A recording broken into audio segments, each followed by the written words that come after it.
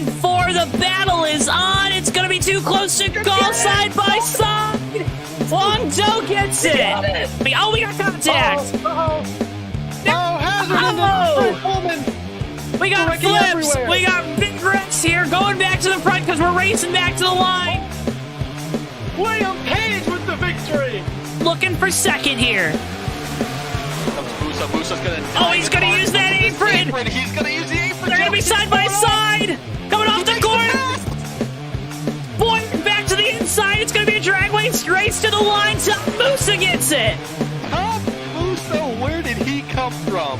Boyer trying to close the gap. He's going to get to the bumper. Oh, just barely did not make it. And coming off of turn 4, Jeff Stekenis is going to win it at Dover.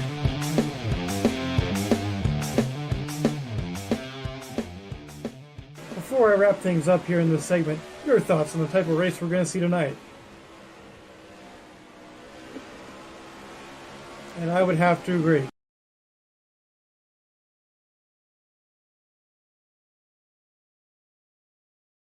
Ladies and gentlemen, boys and girls, children of all ages, welcome to tonight's feature presentation of the Halloween 500 here from Hallowdega. Special event presented to you by the folks at East Coast Thunder in conjunction with the Bomb Squad Racing League. You see the trucks coming off the pit lane now.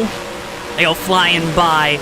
We're in happy hour right now. We're going to have some full throttle racing for you tonight here from the Hallowdega Super Speedway. As always, folks, I'm your host, JoeTowNetwork. Alongside me tonight, the one and only, well, he's Mr. Richard Collette.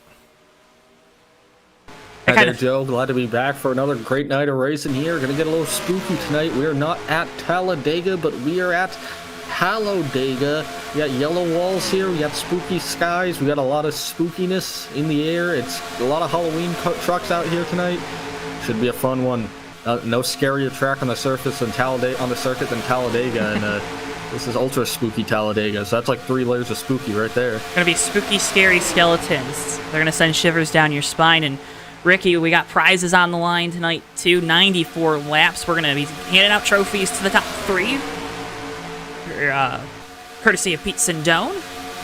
We're also gonna have a midway leader. The leader at lap 50 is going to take home $25. Our pole sitter going to take home $25, as well as a random raffle to these drivers for some JTN merch. A bottle of gold as a random raffle too, as well as we're going to decide with our fans in chat throughout the night the best Halloween paint scheme. That driver going to take home $25. So a bunch of great things on the line here tonight. When we talk about those prizes throughout the night, we'll make sure to tell you who's giving them away, and it's going to be a fun time. But Ricky, this show is going to be starting pretty soon, so why don't you take us through tonight's starting lineup? All right, with pleasure, Joe. For tonight's race at Hallowdega, we are going to be starting with 22 trucks here tonight, so a good-sized field, and sitting on the pole at a time of 50.591 seconds is going to be the 91 truck of BSR DJ Champ. Starting in the second position, the 193 truck of BSR Ricky J. The 95 truck of John Forgione will be rolling off the third position. 66 truck of Seth Cole rolls off in the 4th spot. BSR Silver Bullet in the 4 will start 5th tonight. Greg Lovell in the 088 starts 6th. Jim Windrow in the 12 will roll off in the 7th position. BSR Brian Boyles in the 68 truck will start from the 8th position. The 87 machine of Billy Ellisor will start from the 9th spot tonight. Rounding out the top 10 will be the 1 truck of ECTP Sindone. ECT Timbo in the 15 will roll off from the 11th spot. Andrew Lumpke in the 9 will be starting 12th. In the 24 truck, we have ECT Poor Boy. He'll be starting in the spooky 13th spot.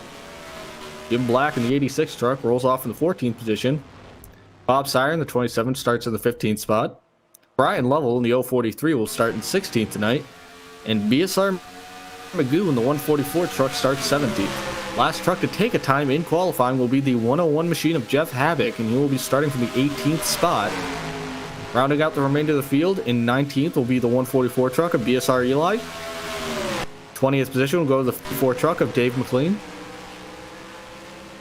22 spot number 21 goes to the 11 truck of ECT Lee Helmer. BSR Big Jim in the 88 will start from the 22nd position. And that'll round out the field for tonight's event at Hallowdega. 22 trucks, 22 chances for a winner here tonight. Someone's walking away with that money, Joe, and it's going to get dicey here. 94 laps. A good showing here. A good fun time should be had by all tonight. Good fun times will be had tonight. We can't thank you enough for tuning in here on JTN. No more tricks for the night, just treats. A treat for you on the docket with this race here from the Hallowdega Super Speedway. Can't thank the folks at East Coast Thunder enough. If you want to find out more about ECT, you can head on over to their website. We got it linked down in the video description below. Got racing throughout the week, looking for new drivers, looking to continue to grow their clubhouse, their league. Head on over to their website. You can find out more about how you can sign up to race with these guys here and bring the noise with East Coast Thunder. Ricky, Super Speedway racing. A lot of drivers find it so scary. I'm not a big scary movie guy, but I do love me some Super Speedway racing, especially on a Sunday night under the lights. I love me some super speedway racing. Something it's like the one thing I'm good enough at in a sim racing. So I have a lot of fun with it. I always love coming to these tracks.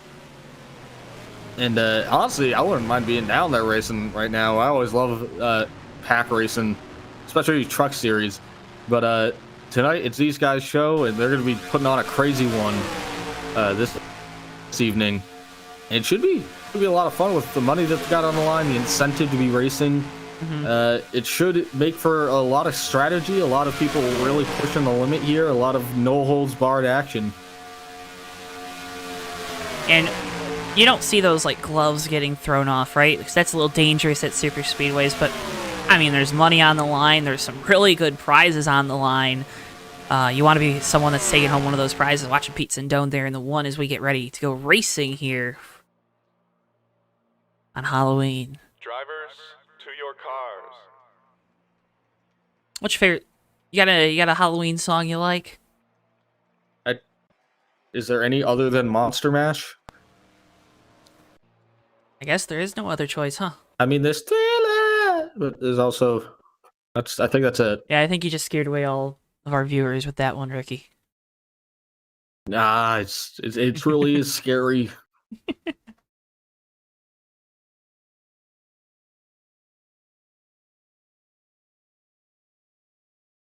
We'll take a look at all these themed paint schemes throughout the night.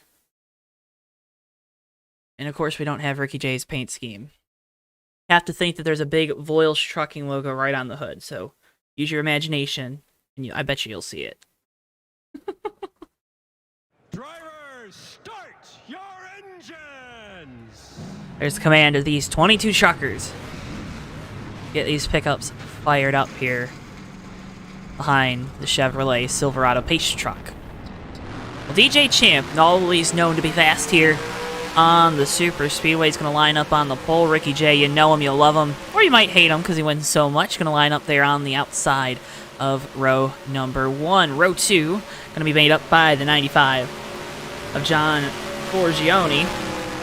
Hope I'm saying that right. Seth Cole on the outside in the 66. Row number 3, it's going to be that 4 Silver Bullet with 088 of Greg Lovell line up to his outside.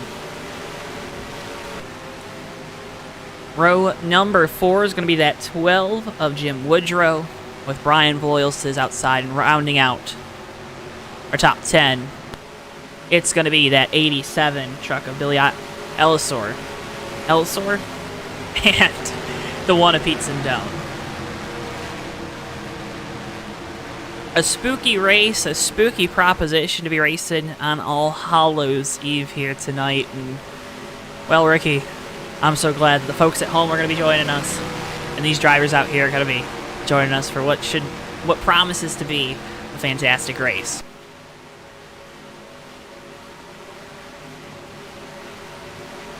Turn 3 here. This guy's pacing around. I agree, Joe. It's going to be a fantastic race, I think, and I think everyone at home is going to get quite a treat tonight. Quite a trick or treat tonight. Yeah, I don't think we're going to. I saved that. You can't use all our puns in the first 10 minutes. Is that most Halloween things? You use all your Halloween puns in like the first 10 seconds, and then you just repeat yourself the rest of the night. We haven't done one of these before, right? This is the 19th. Do you have a start-finish line? Is it in the trial? Oh my goodness. This track is just like Talladega. The resemblance is uncanny. Yeah, except all the dead bodies buried in the infield there. It's I don't know if the groundskeeping guy's too enthused about that. You see all the tombstones. Field makes their way through the exit of the tri-oval. DJ Champ with control. Green flag, and we're underway here from Hallowdega. Good start for the outside line, Ricky. Yeah, very good start for that 193 truck. To that 91 BSR DJ Champ. He's starting to pull back down there, getting a big push behind from the 95 machine. We don't really know a lot about this track, Joe. We're gonna be kind of taking it by ear in terms of how these guys are gonna react to everything out there, how the lines are working. Sometimes we come to Degas where the low line's king, where the high line's king. Sometimes there's multiple lanes. Sometimes the middle lane's really fast, weirdly enough. Right now, that top line, though, looks like it's rolling as the 193 really pulls ahead coming through the turn here. 3 and 4, Seth Cole trying to give a big push with the 088 right behind him. And that's going to shove the 193, Ricky J, out to the point, and he has the control in the field as they're coming into the trial hole to complete lap 1. Seth Cole, a great pusher early on in this one. Ricky J clear of the lead. Now Cole clear for second. Greg Lovell trying to follow him through and starting to consider dropping down to that inside line, but he thinks better of it, stays in front of that 68 of Brian Voiles. And see, they're starting to roll that middle line here. I'm thinking that middle line does have some grip. Coming down the back straightaway here, though, they're going to be following these 3 guys just kind of in their own little cluster. They're kind of trying to split the gap between the 2 groups. Greg Lovell kind of sitting right in between, not really in front of the top, not in front of the below. But here comes the 68 of Brian Voiles. Big aggressive move to the inside. He's going to get a huge head of steam here coming out of turn 4. He's side by side with the 66. He's making a charge for that lead. And he's going to hug those guys on the outside, trying to pull them back with the side draft. Now gets away through the center of the tri-oval. Voiles leading that inside line, but not a lot of help right behind him right now. They're going by on the outside. Yeah, I think the high line's just a little too strong right now. The thing is, it's going to be kind of a matter of numbers, top and bottom, on how fast you can be in any particular line around this place. Right now, the high line, I think, has the numbers at the moment, so they're a little bit faster. But you see, open setup here tonight, too, I believe. So, if you're in a fast truck here, you can really start pulling away from the pack a little bit. If you have a really good truck for pushing, you can get a few guys together to see what that top 4 was doing. They were all kind of grouped up in a little 4-car breakaway. We got one blowing up. Back out to 3 trucks. I said car, not truck. But got one blowing up. It's Jim Black in the 86. Really seem to have a control on the race. And once again, Ricky continues to talk over me that Friday the 13th, Cabela's Bass Pro Shop Chevrolet has expired. Jim Black early on in this one. He's going to be out of it. That's very unfortunate. Looking up front, we have big wreck. We got a truck around in the truck of Greg Lovell's over on his roof. We got a few trucks around here. Bunch of guys still spinning down the back straightaway. The 95. 87, the 15, the 9 Andrew Lemke almost got hit trying to spin around. Brian Lovell's around in the grass here. Let's fetch you that replay.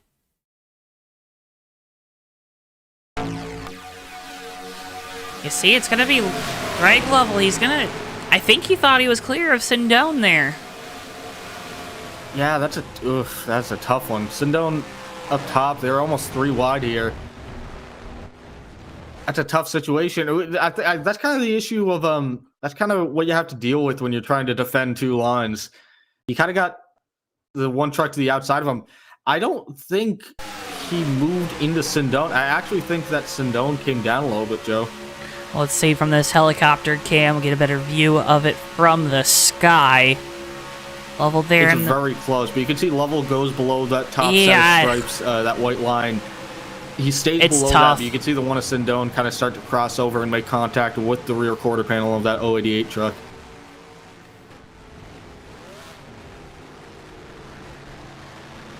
Did you see the wheelie the 95 did?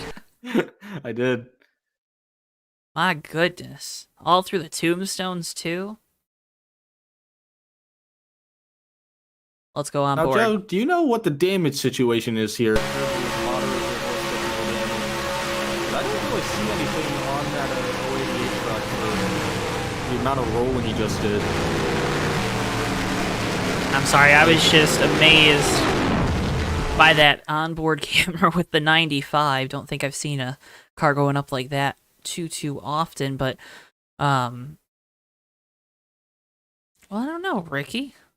It's moderate damage, so moderate damage. So I think a lot of these guys will be it'll be okay. Able to continue fighting. Fortunately, it looks like the 34 truck, also out of the event, lost a motor in that wreck, so very unfortunate. But some of these guys, I don't see a lot of damage on them out here, so it might just be a matter of they kept the nose clean. That's all they need. As long as you don't have engine damage, you're pretty much set. 34 blew up by himself.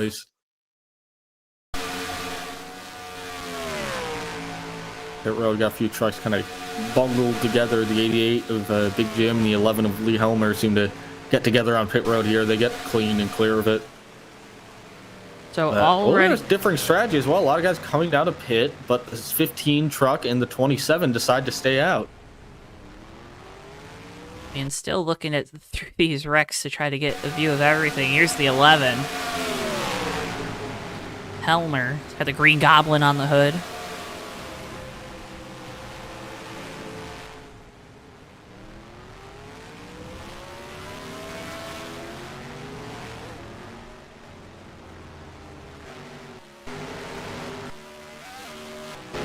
But an unfortunate end to the night for two drivers already. Let's real quick, though, take a look at the paint schemes of Jim Black in the 86, who had the early engine failure. There you see it on the screen. Good looking Friday the 13th. I like the blood splatter on the front. It looks really cool. Of course, got Jason on the side. Or no. No. Friday the 13th. I'm so confused. Friday. Is that Chucky? Right? But a really good looking truck there. Unfortunate that it's not going to continue on in this race. There in the 86 and then the 34. I saw a car the other day with that effect on it.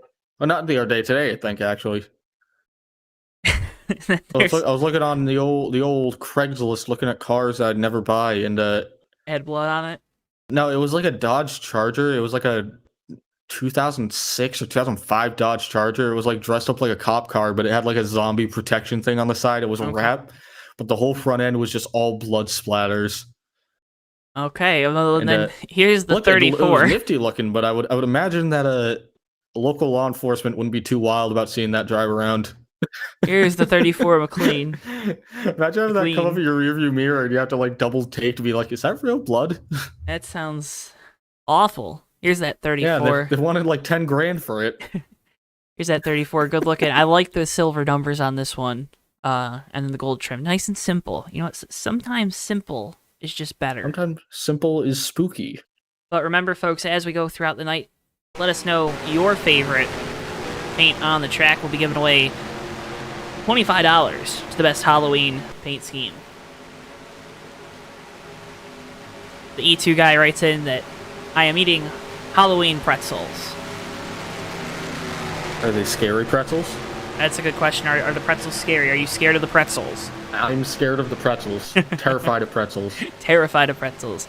Folks, can't thank you enough for tuning in here tonight. This is the JoeTowNetwork, JTN, here with East Coast Thunder 19th Annual Halloween 500 here from Hallowdega Super Speedway.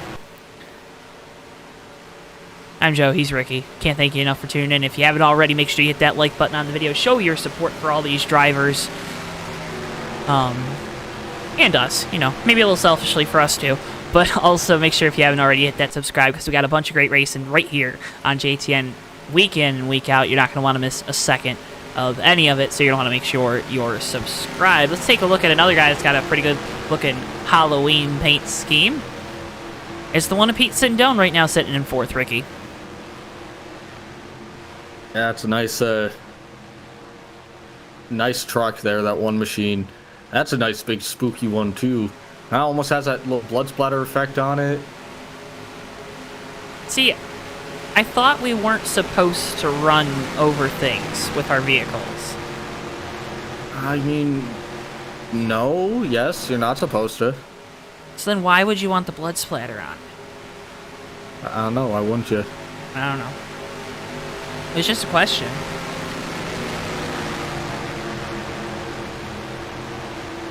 We're going to be going back green next time by Ricky J. DJ Champ going to line up 1-2. Then it's Brian Voiles, Pete Sindone, Jeff Havoc, and Brian Lovell, your top 6. What are we looking for this time on the restart, Ricky? Oh, I'm looking for who gets grouped up together quicker, the top line or the bottom line. If Ricky J can get a good shove by that 68 truck, he could jump out ahead and continue his lead here. But that 91 DJ Champ, if he gets a good shove by that one truck, you've seen how strong that middle line is. He might have the advantage here, but I do think it's going to come from that second row. Who's really going to get the jump on this restart?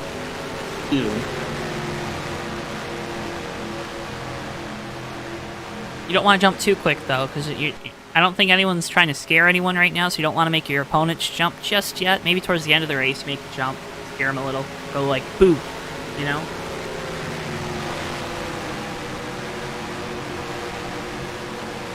All right.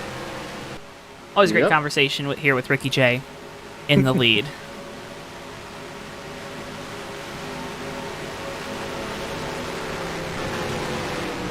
I saved that right there. Getting ready to go back. Green flag coming to lap 9 of 94. So just over 80 laps to go. Still a long ways to go in this one. Again, 2 retirees. That's the 95. Or not the 95, I apologize. The 86 of Jim Black. And the 34 of Dave McLean.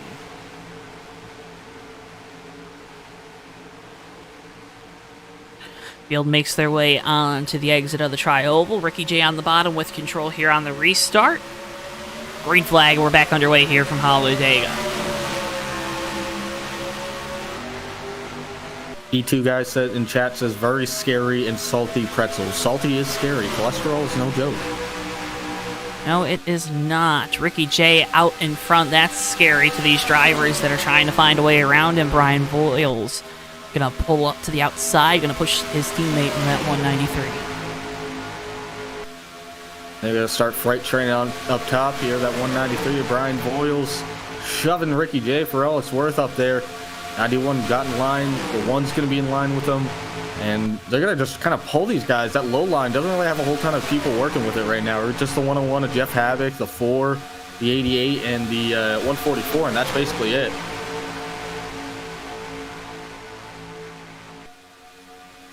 Look at that field screaming on the exit of the tri-oval down past the start-finish line.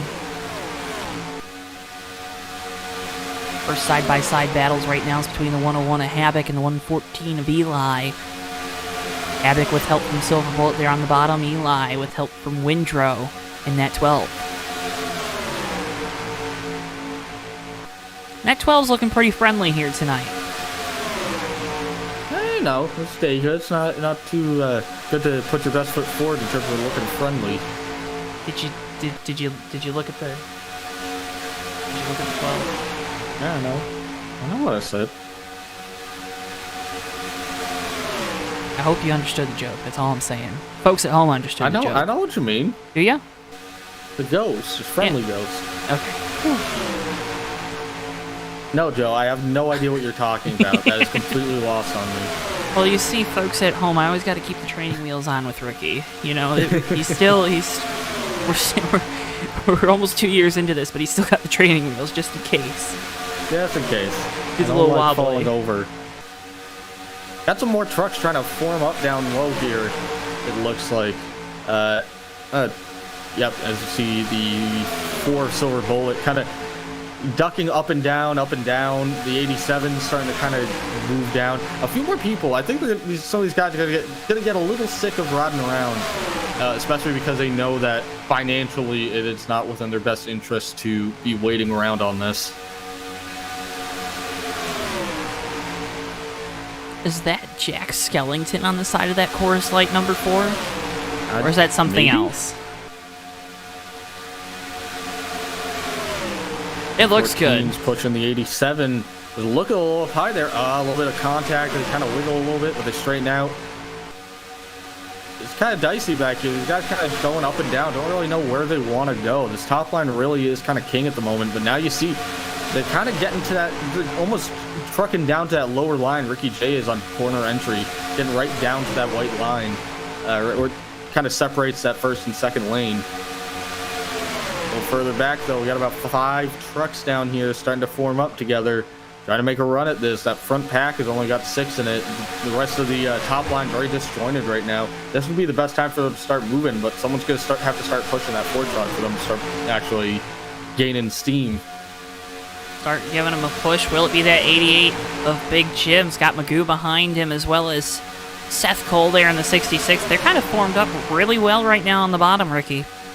They are, and you kind of see that up top they're just not staying together there. There's about 6 trucks together, and then there's a big gap back to the next car up top there, the 114. And that's about it. The rest of the guys are kind of all splintered out, and you're seeing more people starting to form down on that bottom.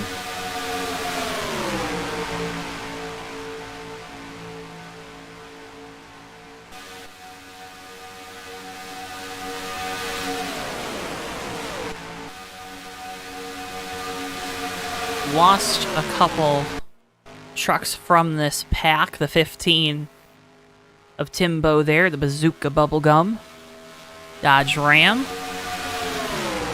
This low line finally starting to catch up. Brian Lovell leading that low line now. He's gotten to the 4th spot, got underneath the 4th truck in line. Had a huge head of steam off of turn 2 last time by. These guys are moving, and they're ready to come make a challenge for this lead. Lovell again to the inside of the 91. That's 3rd truck in line. Brian Lovell up to 4th right now. He's starting to pass that 91. Top line starts to rally back a little bit, but now the 91's going to catch the leaders again. They're Contact! A little bit of contact there with the 87. They keep it straight. They keep it rolling. These top 4 are kind of fractured off, and this is kind of helping that low line's case. The one of Sindone trying to split down in front of these guys, and he's going to get caught in the middle. He's going to get caught in this old sucker hole. That's really going to hurt this front top line. Well, DW always said, jokers to the left of me, suckers to the right, and I'm stuck in the middle, and right now, Sindone, well, he's stuck in the middle looking for a friend. The Sindone's actually kind of hurting both lines right now because the top line can't get down to that middle lane that they want to be in, and he's trying to kind of move down to the low line, so I think anyone behind the 4 truck at Silver Bolt there is a little gun-shy about jumping in behind this 1 truck, especially this early in the race. Makes sense to not really push the envelope too much, but here comes the 91 of DJ Champ, comes to the inside on Ricky J. Brian Boyles, excuse me. He wants to take a lead. He wants to take another turn at this lead here. He's going to start pulling this bottom line. You can see how much of a head of steam that 43 machine has right now. He's going to get right up on the back bumper of this 91. Now it's going to be in Brian Lovell's best interest to kind of just shove him and get this low line moving. Now they all start to shuffle back together. This entire field just accordioned out and sprung back together here. Hallowdega won turn 3 on lap 16 of 94 tonight. And here comes a 91 challenging for the lead. DJ Champ on the bottom has help from the 043. Lovell gonna get the push. He's got the nose out in front right now. Good run coming from the outside, though, with Ricky J and Brian Voiles. This time at the line, give it to our pole sitter, DJ Champ. But a big run on the outside from Ricky J with help from the 68. Yeah, but now you're seeing these lines are kind of evened out in terms of numbers, and that's really helping the 91. That's helping the entire low line here. Now they finally have the momentum. DJ Champ now up into a comfortable lead. Now does he block this top line? Does he stay where he resides? And it looks like he's going to stick with the bottom group. We'll see what happens to again to turn 3, because the low lane should prevail over the top lane in terms of momentum. You see they start to inch forward, where the top lane gets the advantages on the straightaways, but the low lane is money in the turns. And you can see these. You got 2 trucks now ahead of that top line, the 043 and the 91, but they're going to stick together on the bottom. They're not going anywhere. They are moving right now on the bottom.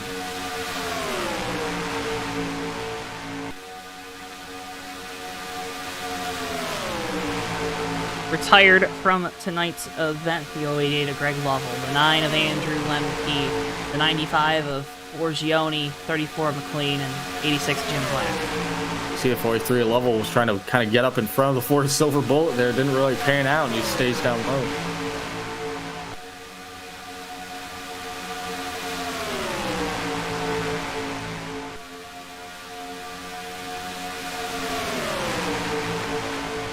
Yeah, top line's starting to kind of fragment a little bit. Brian Royals kind of had a huge gap on the back of the 193 truck.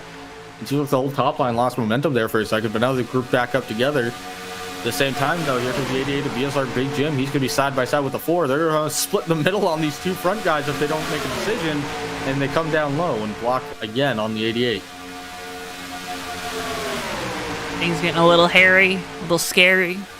Yeah, a little shaky, a little quaky. Hallowdega rolling the dice here at Hallowdega, and here comes Big Jim to the inside of the 043. He's going to take that second spot, but will Lovell be able to rally back? Sorry, I'm so scared. I'm stuttering on all my words. Oh, and they're squeezing that low line, too. You're saying they're not cutting the brakes that they were before? Maybe a little bit. Big Jim trying to find a way around the 91. He's got Magoo right behind him. Magoo, if you're listening, this is not the time to make yourself TV famous.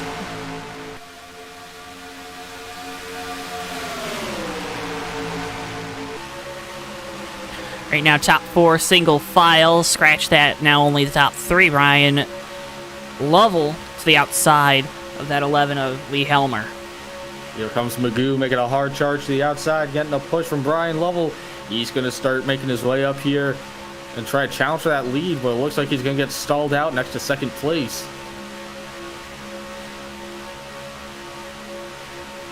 And Ricky, we're seeing some of that back and forth with these cars that warp the lag. At these super speedways, that is horrifying. Coming up on a lap track, here comes the 15 of ECT Timbo. He'll stay up way by the wall. We'll see these guys kind of just come trucking on by him.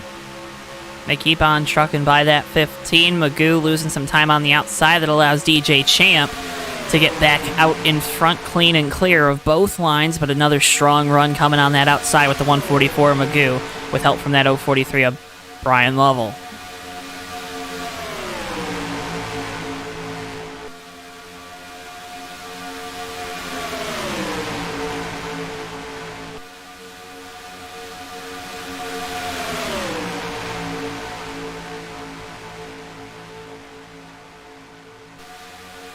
'91 hangs on to this lead for the moment, and it looks like the low line's starting to get some momentum again. But still, just these guys in second just can't get away from each other. No one can really get an edge. No edges being had. No edges at all. Looks like the edge is starting to come to the bottom. Ooh. Here as 3 trucks break away from this bottom, this top line. 4th truck is trying to get away, can't get away though. They're trying to stack up a little bit back here too. It's trying to move around. But for the moment, it looks like the 11 of Lee Helmer and the 88 of Big Jim are just about clear. The 144 Magoo, they'll get in behind the 91, and they'll be able to kind of dictate what line they're running now, as the top line's been kind of going away, Joe. It's just, it's going away. It's going away a little bit, just a little bit, minute by minute. Big move there from the 12 to get to the outside of the 27. I wonder who sings that. I think that's Michael McDonald. No, it's Doobie Brothers. You said Michael McDowell? Michael McDowell, yeah. The Doobie Brothers with Michael McDowell sing that. See, Magoo's having some issues there, starting to drop back. I don't know if that's by design or if he got the wall. Oh, we got truck loose on the back straightaway. There's going to be a big red 88 up in the air. Another big wreck down the back straightaway, taking out more contenders, Ricky. Yeah, the one's involved, the 88, like I said, the 101. 66 is Seth Cole, stuck in the inside wall at the moment. He's backing out through the dirt. Once again, contact on the exit of turn 2. Yeah.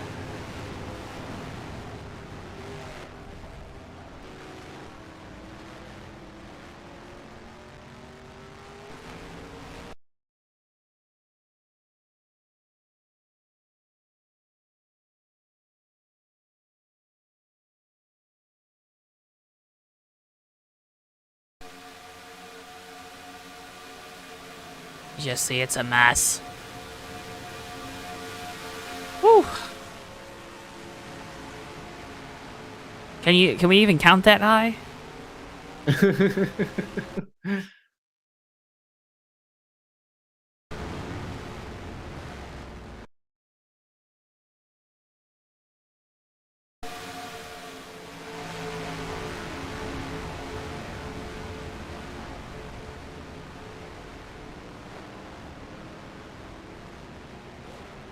Well, another big wreck down the back straightaway takes out more of these contenders. We had a couple drivers already, though, having to take their cars to the garage area. Let's take a look at some of those paint schemes that we aren't going to see on the racetrack for the rest of the night.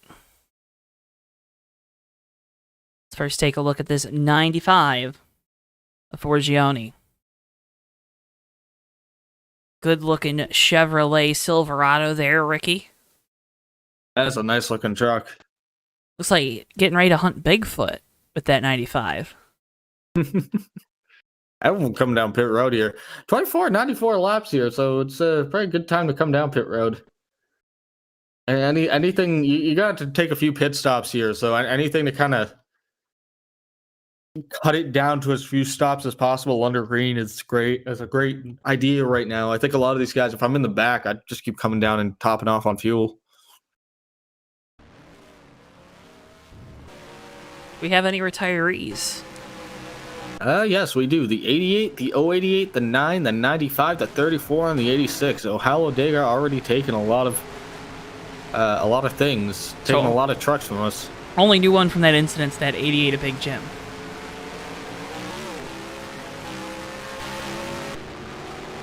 Correct? Yes. All right, well, while we're under caution, this 27 Sires decided to stay out. Let's take a look at that. Good looking. What is that? Son of a digger. Oh yeah, the old second grave digger. I love that. That is my favorite so far. It is a handsome truck. Like the blue flames look amazing. And then also the detail with the smoke effect going over the top of the 27 on the door. Looks really, really good there on that Escalade. Cadillacs seem to be good in these truck series races. I don't know. They're always handsome. They're always good. You ever driven an Escalade? How have I driven an Escalade? I've driven a Yukon. I've driven a Tahoe. I have not driven an Escalade. Well, same thing though, right? Actually, not pretty much. Cadillac's just nicer. It's a little fancier. Nice and fancy schmancy. So you're gonna come down the pit lane. Again, good looking truck there with the 27. Next, let's take a look at this 12 of Windrow. Of course, talked about it as Casper, Friendly Ghost, on the side of it. Is that a friendly truck, Joe? It is. That was the joke earlier, and I'm sorry, okay?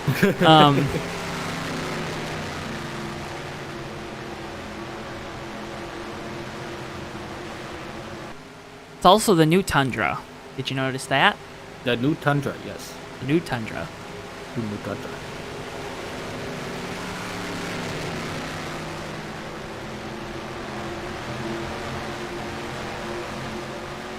So good looking at 12. That's how we use characters with our designs. Do you remember?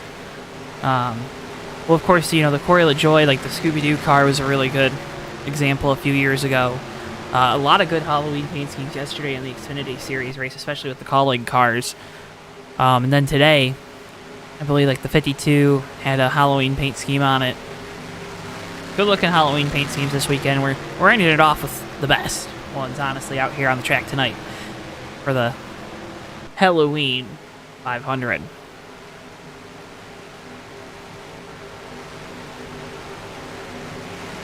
You get it? Because for some of these drivers, this race is going to be hell. I get it. That explains why the name of the place says Hell, Alabama on the location on the race program. It actually does, by the way. If you look at the location, it says Hell, Alabama.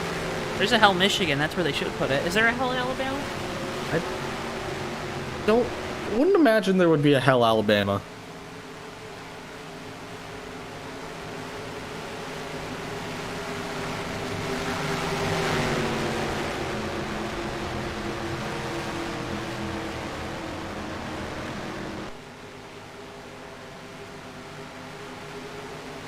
'11 truck looks like Elmer thinking about coming down the pit lane. Gonna do it. Top off on fuel. Bunch. Like, it's a lonely place there for that 11.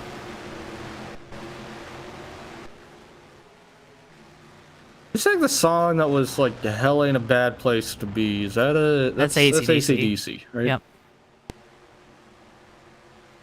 Left side tire's going on that 11, and it looks like he's retired.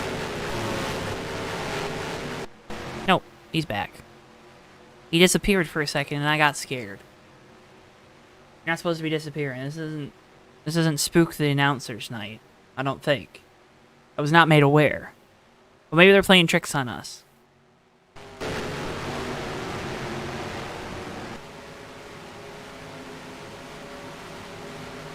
Welcome, Diane. Hope you're having a fantastic Halloween.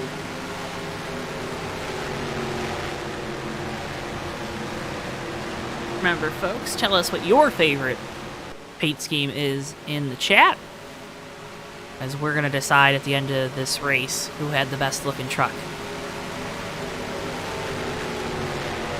Ricky, who's your leader right now? Right now it's a 91 of No, DJ no. Champ. No, I mean... do you mean in terms of the paint scheme or in Yes. terms of... Yes, Halloween paint scheme. Who's your leader? Oh, I don't know. I gotta think. Ricky doesn't I like really making any... the one. Alright. You do? Yeah, I'm fond of it. Want to send down? Yes, I am sure that is his name. What was that? I couldn't remember if that was actually his name or not, so I was just agreeing with you that that was his Oh name. my goodness. Yeah, it's sitting down. But it's a nice looking truck. I really like that. I like that style of one too, with the little red on black on red. It's like it blends in a little bit. Not blends in, but it matches the blood. I like it. It's tasteful. Any truck that tells me to get out is doing a good job. Going back to green here, BSR DJ Champ going to be leading them off with the second spot going to the 12 machine. Jim Windrow leading that top line. They're waiting for the 3 fingers from the flagman.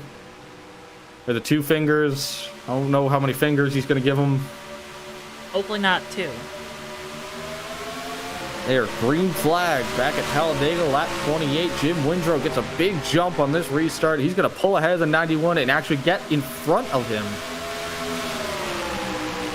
Great restart there on the outside from the 12.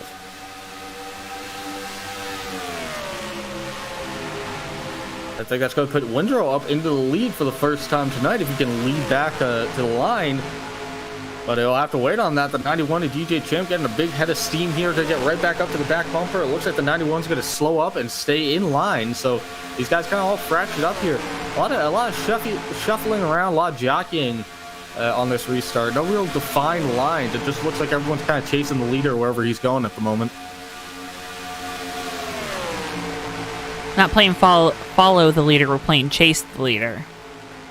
What's the difference? Yes.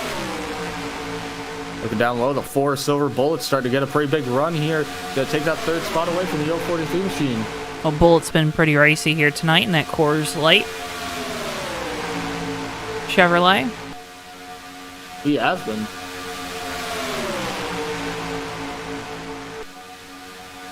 We watch this battle start to heat up at the front of the field, folks. Tell us who you're rooting for in chat.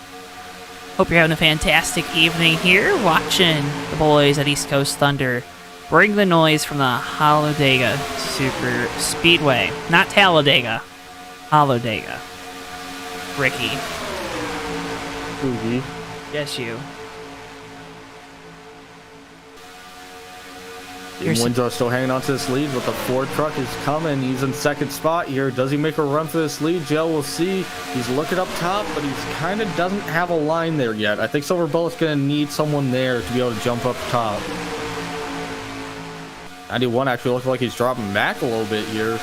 Brian Boyle's trying to give him a pretty good push here, but looks like they kind of lost some momentum. Forced to the inside of the 12. They're coming into turn 3 here. The 12's going to get stuck out on that top line. No help. Silver Bullet back up front. Seth Cole, again, we've seen that 66 truck so good at pushing.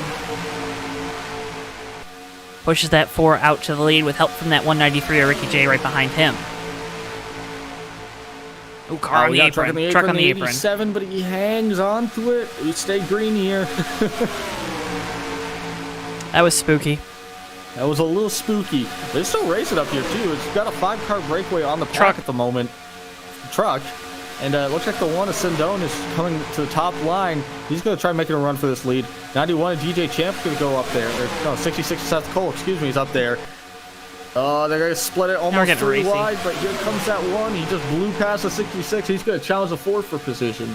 We still got 20 laps to go to halfway. I mean, I know we're paying out $25 at that point. Or we still got...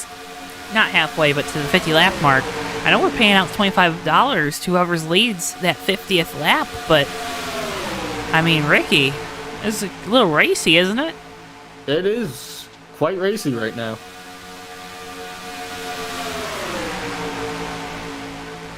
Side by side here, everyone's kind of evened up. We got a big pack going, Joe. The 1 and the 4 side by side coming through turn 2 here. Coming onto the back straightaway. Looks like Silver Bullet is going to start pulling ahead here again. And he's going to have the lead for the moment, the control of the field. But that one truck is starting to come back up top with a huge head of steam. That whole top line really just started forming up over the course of the back straightaway here.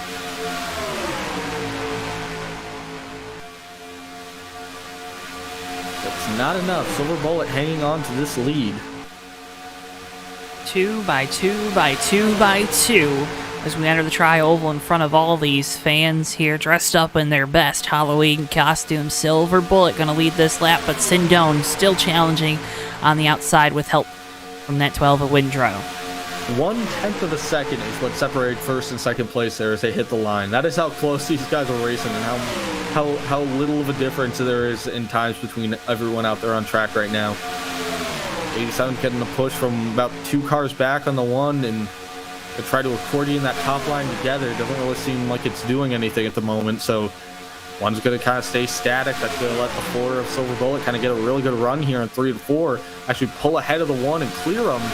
We'll see what Silver Bullet does if he tries to stay down low. I know the 66 is going to be chomping at the bit to take this lead, so I'm sure he doesn't want to move up if he doesn't think that that top line is going to turn into something fast. I know this sounds maybe a little counterproductive, but I want the most aggressive guy behind me. Right? Because I would agree with you, because you know that they're trying to get to the front. Right, so you know they're going. They're going to keep shoving you until they get an opportunity to pass you. A place like Dega, if you're down bottom and the idea is that you're fighting with that top line, they're always going to be behind you, so they're always going to be shoving you.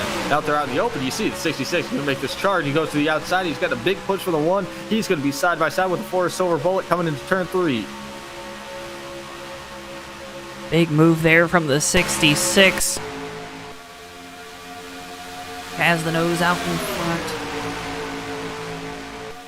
right now, but still side by side entering the tri-oval. Big head of steam coming behind Seth Cole on the outside. Silver Bullet there on the bottom trying to maintain the lead. Give that lap to the 66 of Cole. That lap goes to the 66 of Cole. Seth Cole trying to make it work at trying to clear this leader. I think if Seth Cole can clear him and take command of this pack, he's not going to let it go for a little bit, because he definitely looks hungry out there.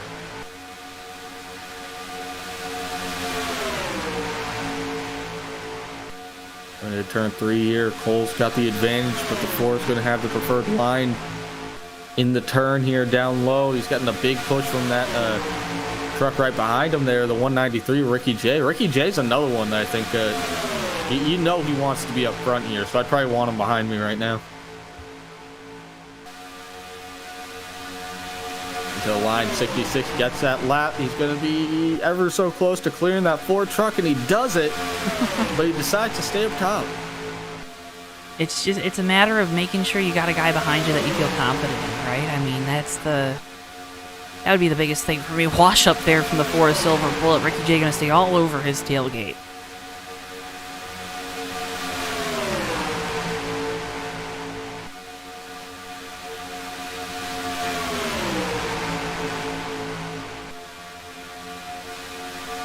Nobody can get an edge here. I mean, it is side by side by side by side by side all the way back throughout this pack. Everyone trying to push their way to the front with now only 14 laps to that lap 50 marker, Ricky. With 14 laps at lap 50 marker, and indeed, and you can definitely tell the action's ramped up here. These guys are really just side by side and racing each other, like you said. Nobody can get an edge. But it's because nobody's letting up. Both these lines are trying to stay as tucked up as possible. No one side really has the advantage over the other at the moment.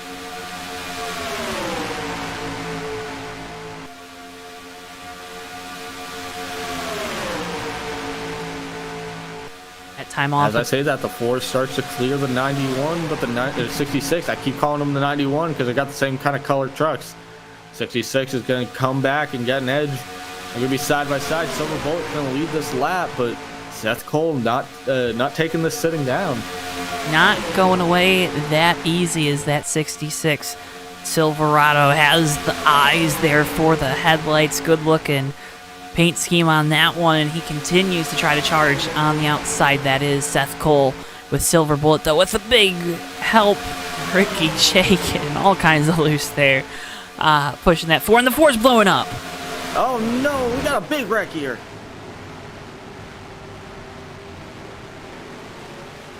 One around in the outside wall. The 193 Ricky J is around in the dirt. That's Sindone in the one. That's the third engine failure I believe we've seen tonight. Yeah, and that's from the lead too. That's something that you don't see often.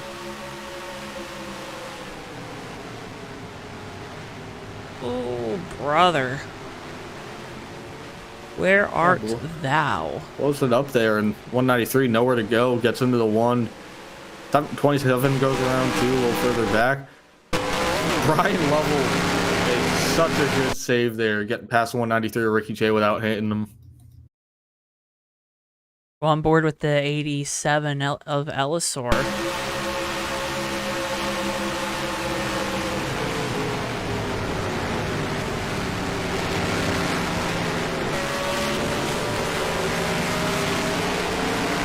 Like you said, on board with that 043.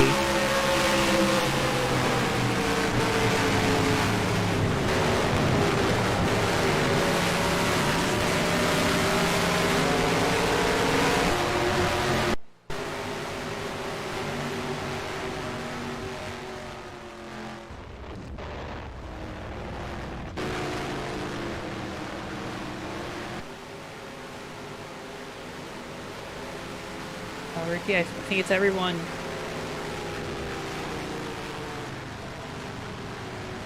Everyone's going to come down pit road here.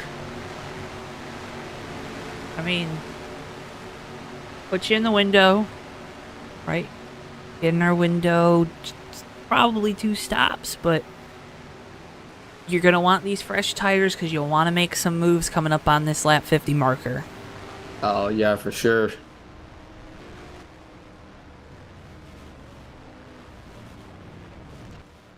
So update us on who's out of this race, Ricky. Yep, Joe, for the moment, you just saw the Ford blowing up there. He is out of the race with a piston. 88 is retired, the 088 is retired, the 9 is out, the 95 is out, the 34 is out, and the 86 is out. So only 15 trucks left in tonight's event. Already down quite a bit from the 22 we started with, so definitely been a night of attrition. I was going to say, it's been a night of nutrition, as our colleague Tommy Bordeaux would say.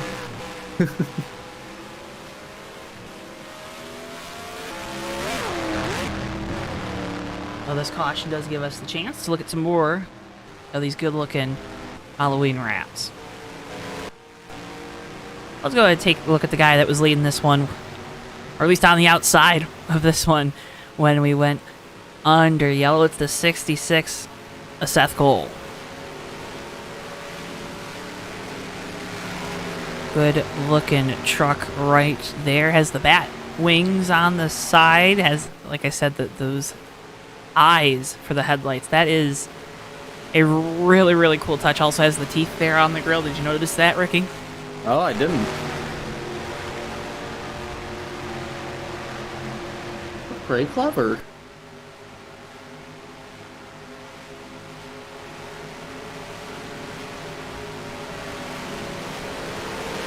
Good looking truck there with the 66 of Seth Cole. Never known Seth to be a guy that can't get a good looking race vehicle out there.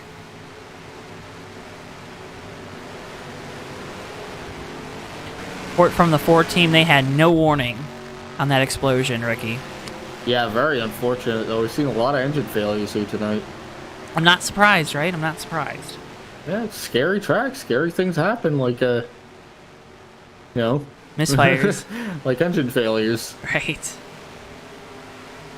Let's look at another one of these good-looking Halloween paint schemes. 24 Poor Boy. That's a nice truck. I like that. I like the monster motif. I like that green. I like that neon green and black. What kind of truck is that? I see it's a Chevy. It looks like an old square body Chevy. Like a 73. Well, if we talk with them after the race, I'm gonna test your knowledge. We're gonna test your knowledge on that one. Okay. Get the answer.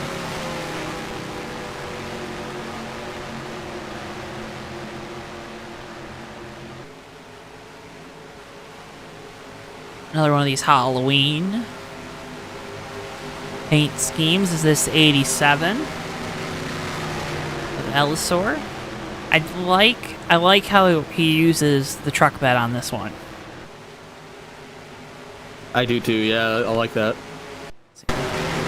We'll break the immersion so we can show the paint schemes a little bit better.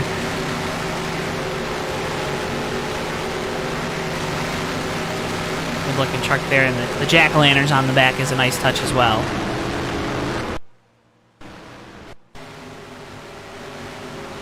Talked about this 27-1. Haven't talked too much about this 11. That is a fantastic job of lining up a logo on the template with Helmer in that 11. With the goblin there on the front. Yeah. I'd be scared to see that in my rear view mirror. I don't like goblins. They're scary. They're scary. They're a little scary. I don't like when goblins scare me.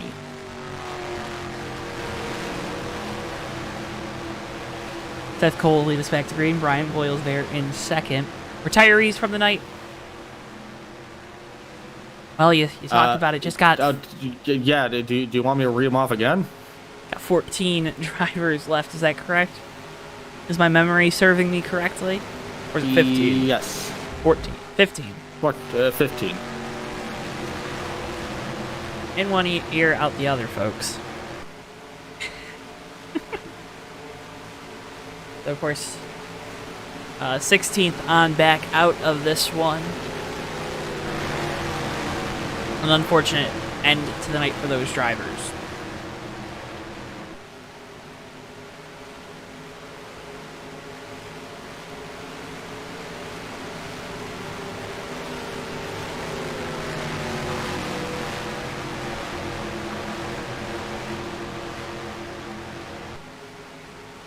Race truck lights are out. We're going to go back green flag racing on lap 43 of 94. These will have 8 laps. Figure out who will be our halfway-ish leader. Right? Is going to take home the prize on lap 50. Whoever leads lap number 50.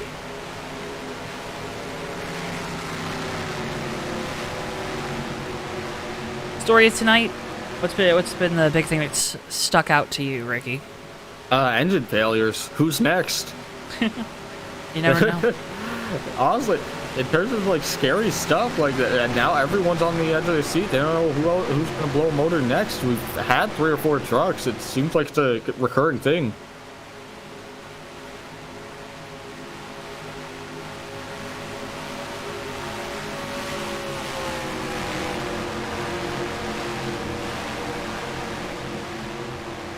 Well, here we go, folks. We're ready to go back green flag racing here with the Halloween 500 from Hallowdega. Seth Cole with control. Brian Voiles to the outside, making up that row number 1 with the 24 of Poor Boy and Magoo on the outside. Field makes their way through the exit of the tri-oval. Cole with control. Green flag, we're back underway. Back rolling, back underway here at Hallowdega. The 68, Brian Voiles, side by side here with the 66. 66 making a pretty good run here coming into turn 1. He might be able to edge out Voiles. That 68, very clear of him now. That 68 fired off really good, but really, that the 66 was able to kind of get up to speed a little bit better through that 3rd and 4th gear, it looked like. And Voiles just gave him a big shot there. What kind of shot? Big old shot a race car. Brian Lovell now moving up into 3rd in that 043. Now Sendone to the inside of Poor Boy. Sendone going to take 4th. Going to think about going up into that outside line. He does.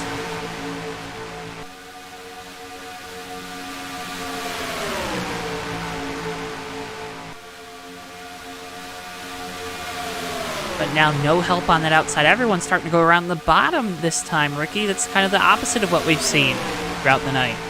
Yeah, it's interesting. I wonder if these guys are kind of starting to see that maybe it doesn't make as much of a difference as they need it to be.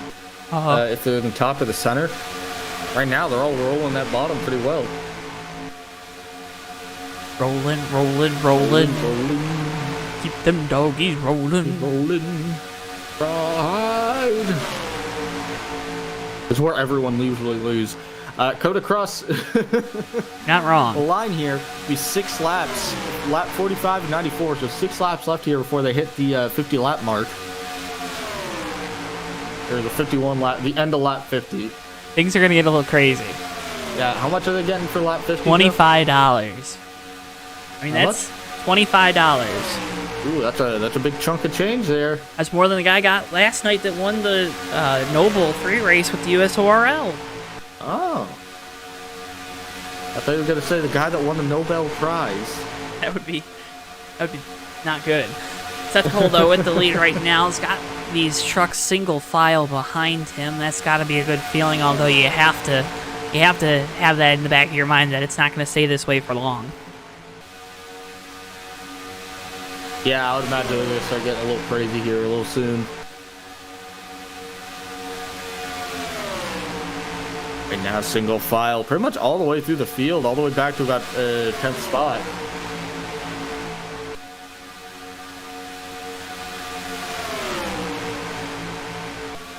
That means it's going to be hard to get a run going, too, right? Ricky J down to the bottom. Yep, here we go. Ricky J going to try making a run here to the inside of the 043. These guys aren't going to be able to defend. Brian Voiles lets him in. Voiles up top, but put Ricky J up to that 2nd spot behind the 66 truck.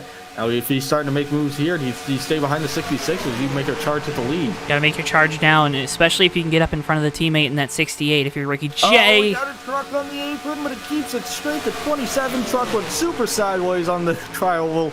Kept it clean, counter steered through the dirt there. That's like the end scene in Cars. He went right to go left and somehow managed to keep it straight. Let's start calling Sire Lightning McQueen. Yeah, you got lightning on the car. Ka-chow. I actually think that's smoke. I can't remember what Son of a Digger has on it. I want to say that's supposed to be lightning, but it could be like ghost smoke or something. It is definitely lightning. We have to ask the Grave Digger estate. 3 laps left here until we complete lap 50. This time at the line. Just those 3 laps remaining. It's going to be just like we're coming down to the end of this race.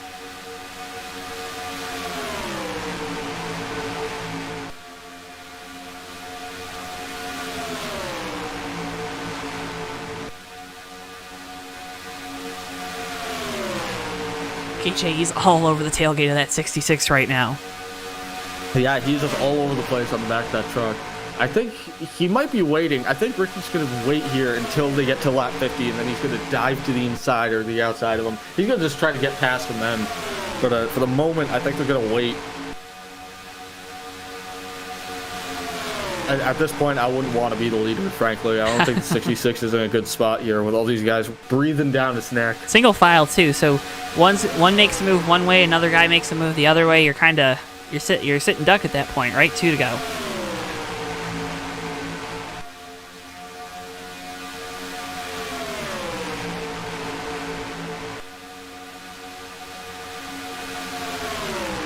There he goes, Ricky J to the bottom. To the inside of the 043. Ricky J is going to have a nose to the inside of the 66. No help. Seth Cole, but does Cole shut the door? He does, and he hangs on to it, but here comes the one with a huge head of steam on the outside.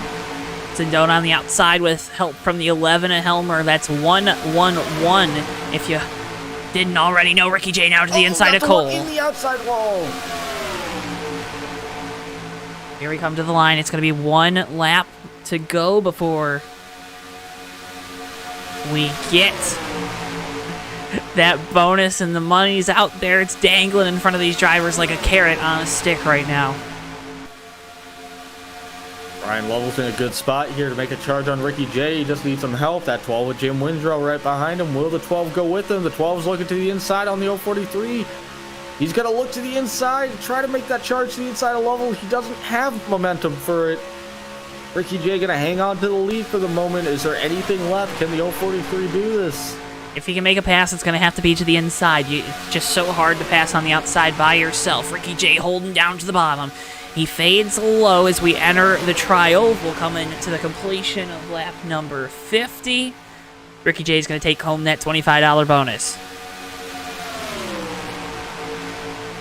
ESR Ricky J in the 193 takes a $25 bonus at the halfway point here, and now it's the big shebang that they're going for. They're going to be wanting that trophy at the end of this. That's got a nice payout too, doesn't it, Joe? You get a trophy. I mean, that's the best payout. Yeah. You keep that on your exactly shelf what I mean. forever.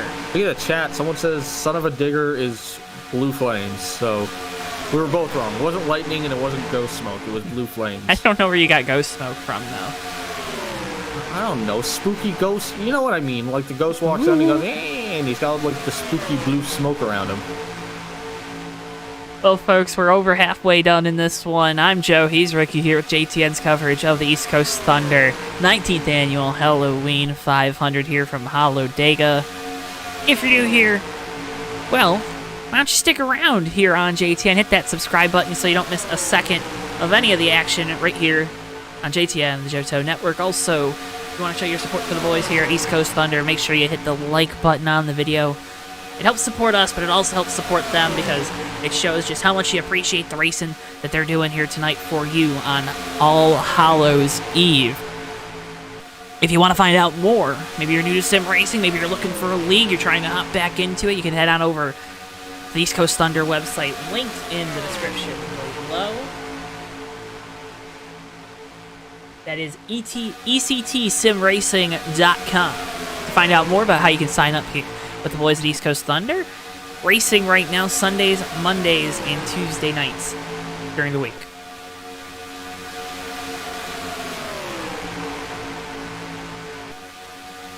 Always a good time to get into a league too when the seasons are kind of ending, right? We're starting to end our seasons right now. It's the end of race season, so then you can pick up with the shorter winter seasons, see how you like the league, how you like the series, and get yourself ready for when race season picks back up in February. 43 jumping in line here, trying to get a position on that low line. You see the challenge for the lead here. The 12 of Windrow getting to the outside of the 193, but Brian Voil's not going to go with them. Naturally, he's going to go with Ricky J there. He's the one paying the checks.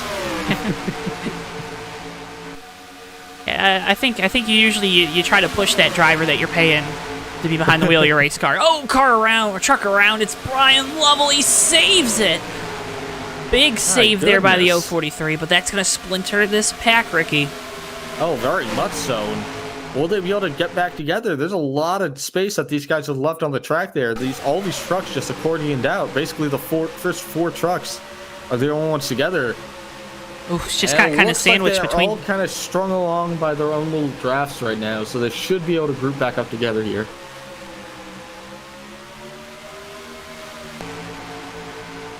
All right, now this top four kind of broken away from the rest. They're the best formed up right now. They're in the best position. A lot of speed. That's the 193, the 68, the 12, and the 1.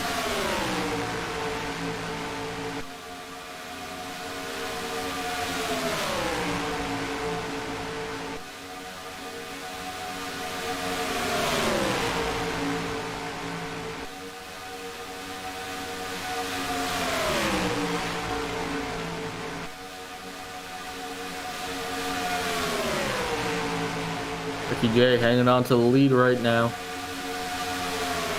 Doesn't really seem like he's got a lot of challenge from that 68. I think they're going to work together here for a little bit.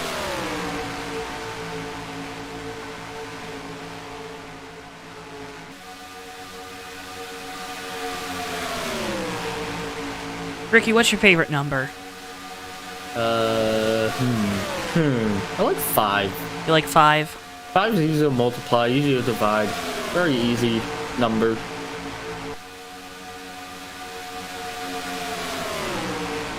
I'm a 9 guy myself. That's nice. I like 9. Not easy to multiply, though. I like your reasoning a little bit better.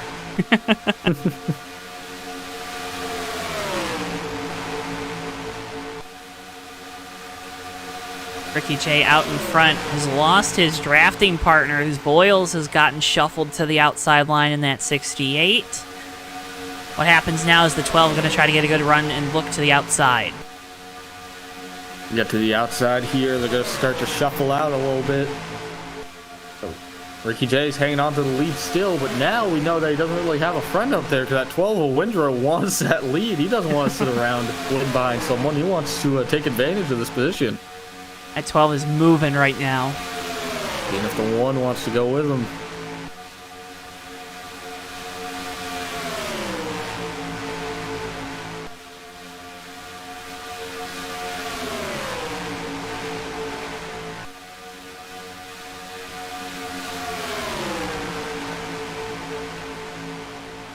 I mean, just watching the way these guys have raced tonight, it's from the time that the flag was dropped, it has been cutthroat out here on track. Have you noticed that? It has been. No one's really been happy to sit around. It seems like every time we start to get low on the action, somebody goes, "No, I want the lead." No, I want to be third, not fourth. No, I want, it's been fantastic racing, and we can't thank the guys at East Coast Thunder for bringing us out for this race here tonight. It's our honor to host the 19th annual, or broadcast the 19th annual Hallowdega race here with the Helloween 500. I messed it up. I just thought I could get through the broadcast without confusing the two, and I did. Muy unfortunado.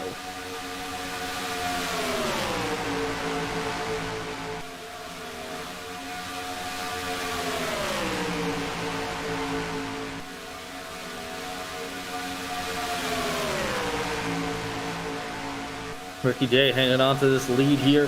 They're coming up on a lap truck, it looks like, of the 144 BSR Magoo. They should be able to get by him pretty easily there. As they roll on by him. It's easy to get on past these guys when there's not a lot of trucks all racing, 3 or 4 wide. Everyone's single file, a lot of maneuverability there.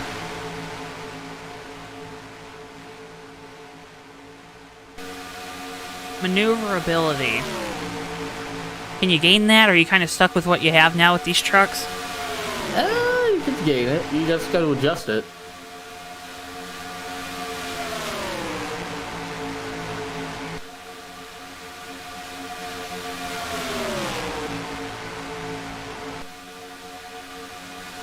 Well, Ricky J's still out front, and if he wins this one, maybe he'll be able to afford to wrap that truck.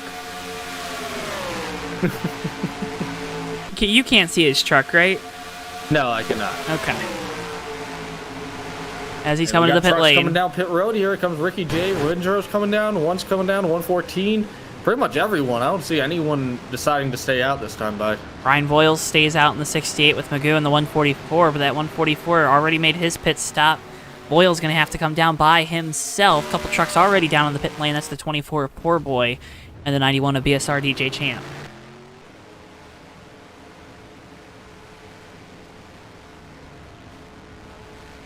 On pit road, everyone getting their 4 tires and fuel, it looks like. Maybe not 4 tires and fuel. I'm seeing some left sides. Yeah, I was going to say, I think 2 tires. You can't put 4 tires on a green flag pit stop. Yeah. At a super speedway. That's a dangerous game. There's everyone rolling off pit road. Everyone keeps it pretty civilized and well-mannered, and they're all going to come out in pretty nice order here. Ricky J's still going to be in the front grouping. And now these few guys that stayed out, Brian Voiles now coming down pit road and Blue down. They're going to be in a tough spot because they're not with the pack. This pack kind of splintered a little bit, too. I mean, they came out together close, but not as close as I think you would like. Yeah.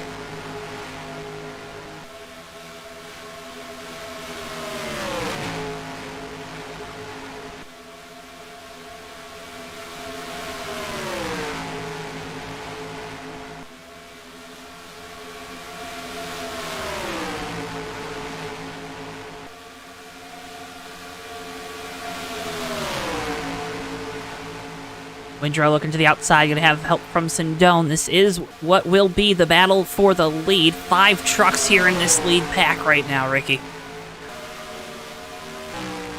All grouped up here, 5 trucks. It's going to make it a little easier for these leaders to kind of be able to fight with each other. Don't really have to worry about losing time. See Windrow and Ricky J really close. Oh, they almost hit Brian Voiles coming off of turn 2. That was a weird sound I made. I apologize for that, but...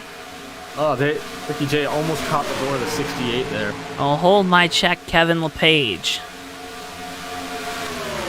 Because we almost had the leaders wrecking to the... Kevin LePage, he did nothing wrong, right? He did nothing wrong, as exemplified there by Brian Voiles. He did a good job, stayed out of the way, and they still almost ran into him.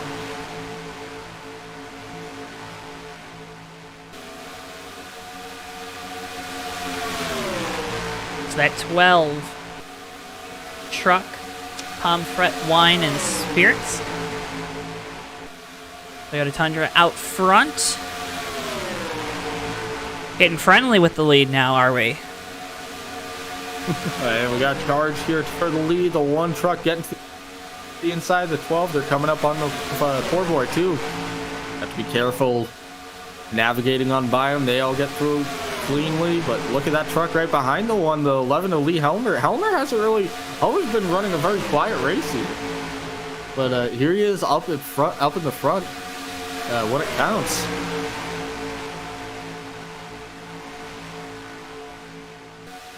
This has allowed the 68 to get back up with this pack. Magoo and the 144 is back up with this pack. Magoo, though, I think is a lap down. Is that correct, Ricky? Yes, I do believe that's correct. Yeah, he is in 12th, the lap down.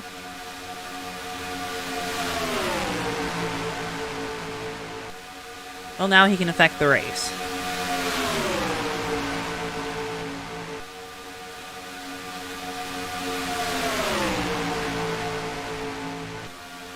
Sindone with the lead on the bottom, and that 1 truck has help from the 11 Lee Helmer. Brian Voiles has now crept back up into 3rd with Windrow right behind him. Ricky J splitting them, though, on the outside in 4th.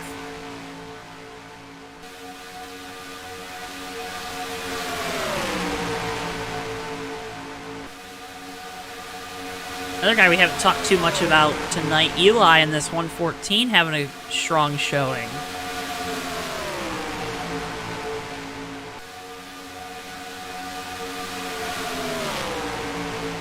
This data, Brian Voiles getting to the inside of the 11. He's got a nose there, but he doesn't have the drafting help he needs, so Helmer's going to hang on to that. The 12 of Woodrow to the outside of Voiles. Windrow, not Woodrow. I don't think he's going to drop back because he doesn't have any help. Yeah, I was going to say, I don't think he doesn't look like a Woodrow Wilson. Woodrow Wilson, former president of the United President.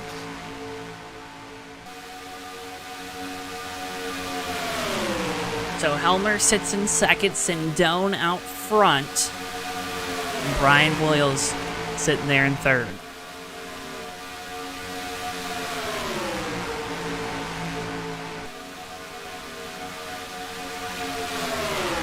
Voiles to the inside of Helmer.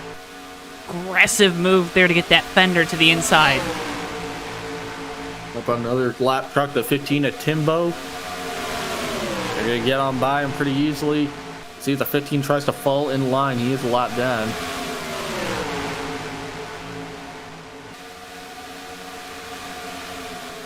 Good looking Bazooka Joe bubblegum truck there for the 15.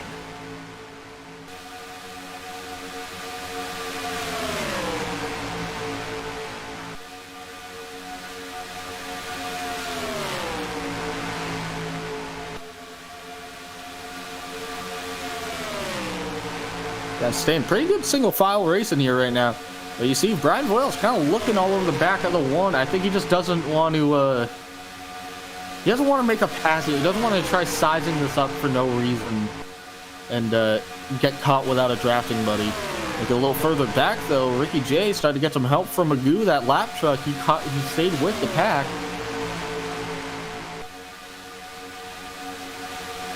Ricky J now coming back into this picture. Get a big run on the 12 here. He's going to go to the outside, and we'll see what Eli does in the 114 here if he tries to go with him. Doesn't look like he's doing it for the moment, but he's looking. Thinking about it, but you have to be decisive. You have to be decisive right now, right? You can't kind of be halfway in between. That's how you're going to lose your positioning. Yeah, I think right now if he moves up, though, that might be beneficial for him. Because that 193 is, that 193 truck is fast. But for the moment, he's got to stay down low, and they're pulling big time on the Voiles there in the 68. I'm going to say there's a big push of momentum coming from behind them. Now this 24, this 91.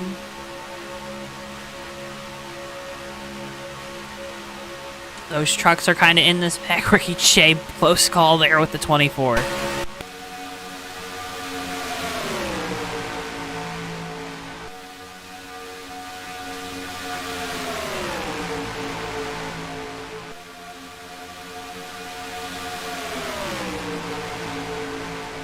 Giving that one another big push. Here comes a 12 looking to the inside of the 114.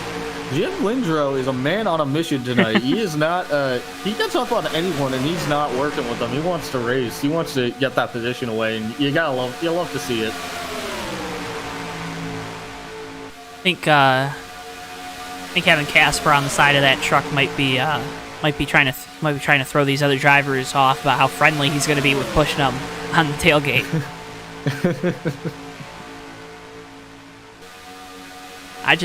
See, here's the formula, right? You keep attacking the same pun over and over and over again, even if it's awful. That's what I do with every single pun I've ever made. These guys kind of staying a little bit more civilized right now, though. You kind of see it. They're just trying to hang around single file.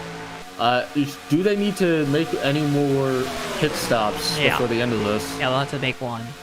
Let's make one. So I think they're going to be biding their time just a little bit here until they come around to that. While we are single file and at least a little calmer right now, I'd like to turn your attention to our upcoming races here on JTN, presented by our friends at TWB Technologies. All-Star Racing Cup Series this Wednesday night from the Texas Motor Speedway, 9:05 p.m. Eastern Time for that one. Then it's the Bomb Squad Cup and Xfinity Series Thursday and Friday night from the Phoenix Raceway. couple duels in the desert. Coverage begins with for both those races as well. 9:05 p.m. Eastern Time. November the 8th, that's next Monday.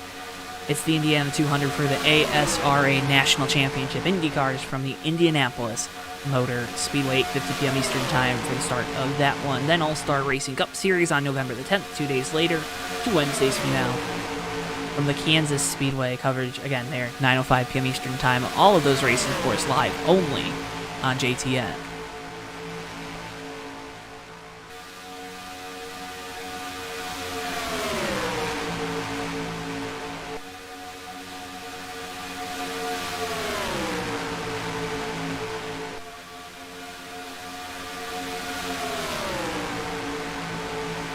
Looking around right now, is still kind of hanging around single file at Hallowdega. No one really making any moves at the moment. I think they're just kind of trying to conga line it to this last pit stop, Joe. But at that point, I guess, what's the name of the game right now? Do you want to be up front? Do you want to be in the back? How do you want to do this last little stretch? So we saw those first stops. The guys, we always see issues pitting on super speedways. It never fails. It's almost a big moment there coming through the trial. I apologize. Never fails. We see something happen coming to the pit road, and I was pleasantly surprised that we didn't see that because everyone just has these different breaking points.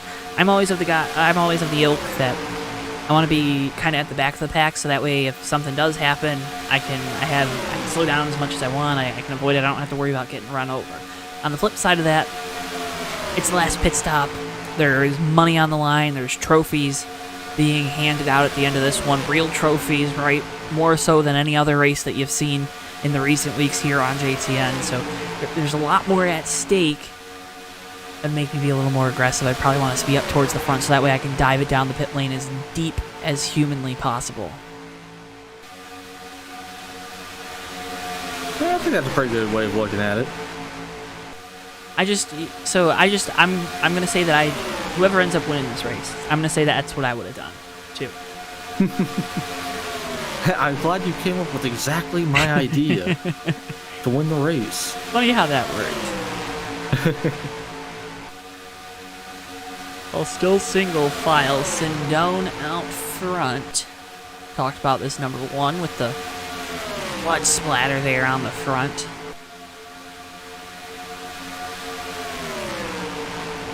Ricky, are you a big scary movie guy? I do not like the scary movie. It scares me too much. I have a feeling that a lot of these trucks probably aren't for us, then.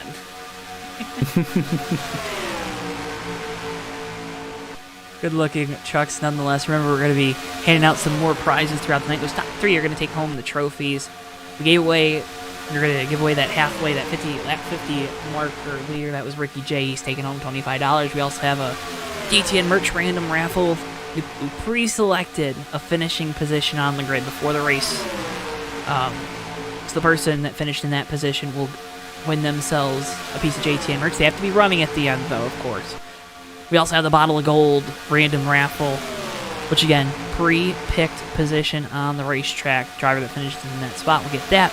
And then, of course, the best Halloween paint scheme. Tell us who you think has the best Halloween paint scheme in the chat. Take it into consideration before Ricky and I make a final decision. And you don't want us to make the final decision because we are bad at making decisions. We are indecisive. Ba-da-ba-ba-da-ba.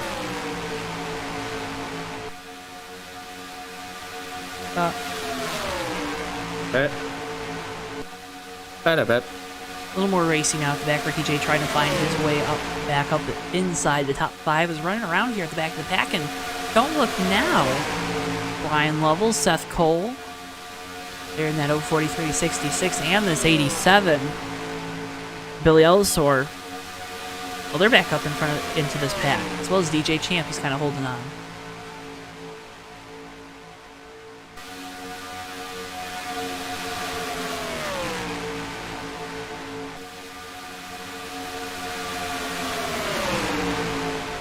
Watching, taking in the sounds, but yeah, it looks like they're starting to split up here near the back, starting to kind of divide up. Ricky J's trying to make that top line work. Got some guys working together. Seth Cole and Magoo there together, but not moving just yet. No movement just yet. Just yet. Just yet.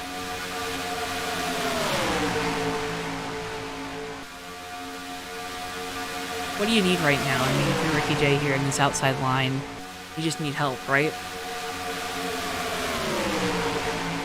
Yeah, I think you just need help at the moment. It's a matter of numbers. We kind of keep seeing it. Every time that they get a pretty even split, these guys just can't get away from each other. But when one line gets an advantage over the other one, it's really hard to break that.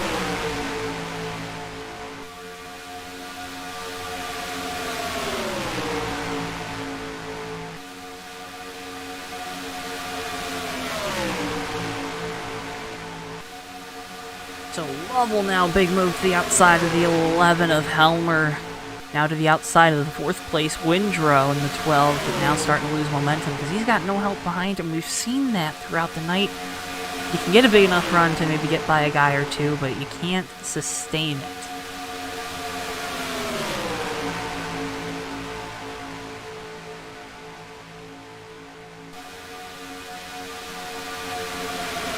Very frustrating as a driver when that happens, right? You got enough. You feel like you got enough speed to make the pass, to make the move you need to make, and you just can't do it alone here at these super speedways.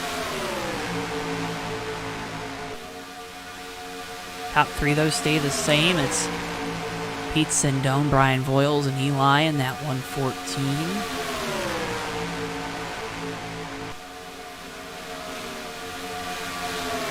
Here Scott writes in, looks like Ricky J sporting his Voiles truck in 193 Frankenstein paint scheme. It does look like a Frankenstein with a paint scheme. Here they come. Pit road. Everyone's coming down. We got contact. We got a few trucks around. The 043, the 11, the 114. Are we still green? Is there caution? What's it looking like, Joe? We are under yellow. That's gonna throw a bit of a wrench into this. We got a few guys down on pit road right now. I can't remember if I think they can pit. So they didn't make it. The one of Sindone might have actually just gotten a big break here with being on pit road. I don't think any of them made it. 193, the 87. Oh, maybe they don't. Maybe they do have to just leave pit road. Oh, it's the 11 and the 043. Really sets that one off. Yep.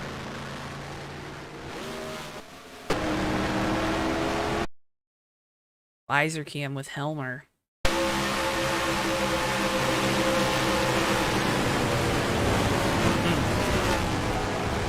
Never fun to be perpendicular to the oncoming traffic. Even if it's for a split second.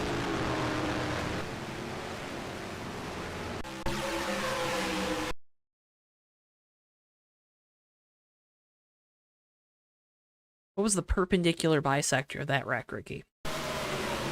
Yes. 4. Eli, unsuspecting victim of that one too. Yes, all those guys, they didn't make it down the pit lane. Did they all drove through, right? Yeah, I think so. The one stopped. I think everyone else that was on pit road came through. We'll have to see. Everyone else, everyone coming down the pit lane. This will be their last stop of the night. We 14 to go this time at the line. Getting down to the end of this one. This is where now the field's going to be all brought back together. And,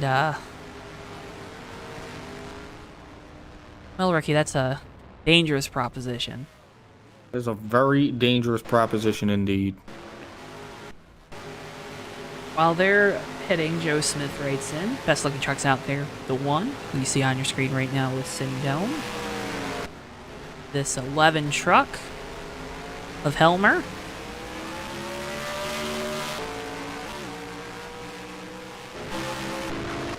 And then 27, Sire. I agree, that 27 looks really good. And it's an Escalade.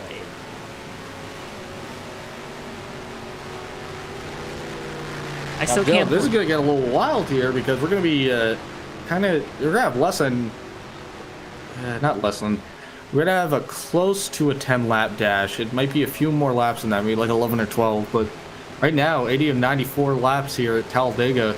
Hellowdega. Like, excuse me, it's Hellowdega technically, because it's Hellowdega.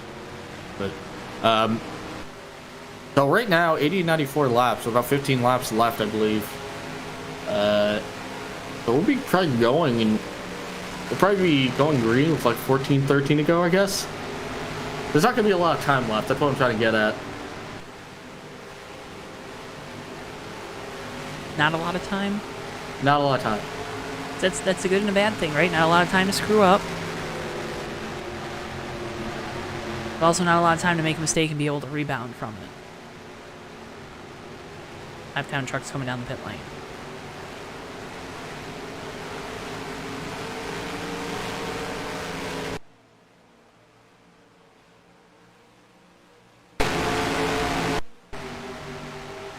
Now, if you're Brian Voiles, you're feeling pretty good, though. You're going to be starting on out front, right? Yeah, I'd pretty say good. so.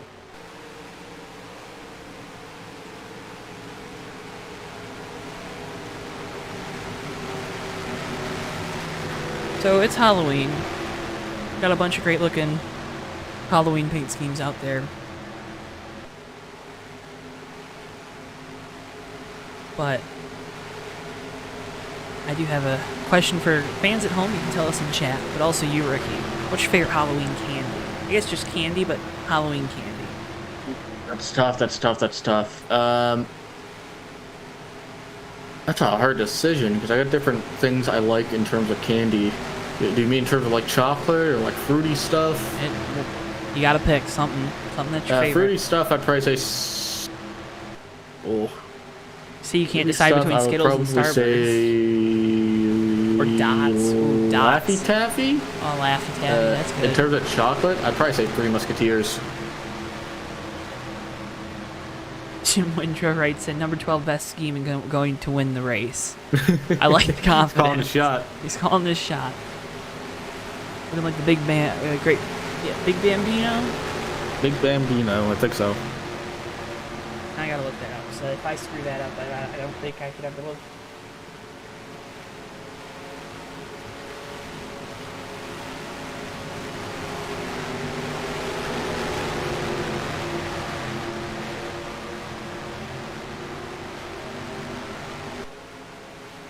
Great Bambino. Gee.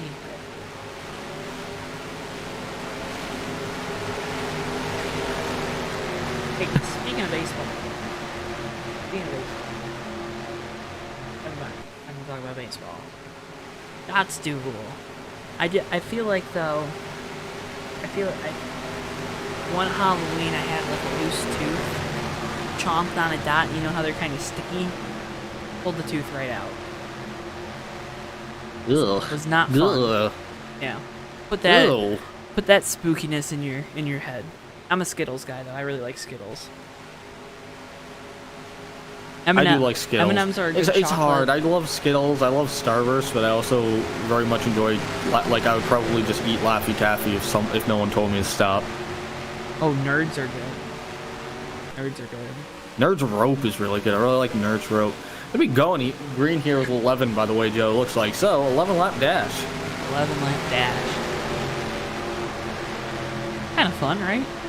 11 laps. Same number as Denny Hamlin, 11. That's gonna be fun to talk about this week on the Big Racers podcast right here on JTN. Go check it out. Gotta get all those plugs in. You know what I mean, Ricky? So Brian Voiles, Lee Helmer 1, 2, Ricky J, and Eli row number 2. Seth Cole, Jim Windrow, SD87, Billy Ellisor, the 24 Poor Boy, DJ Champ, Timbo, Pete Sindone, then catching up to the field, Havoc, and the 27, Bob Sire, and Magoo in the 144.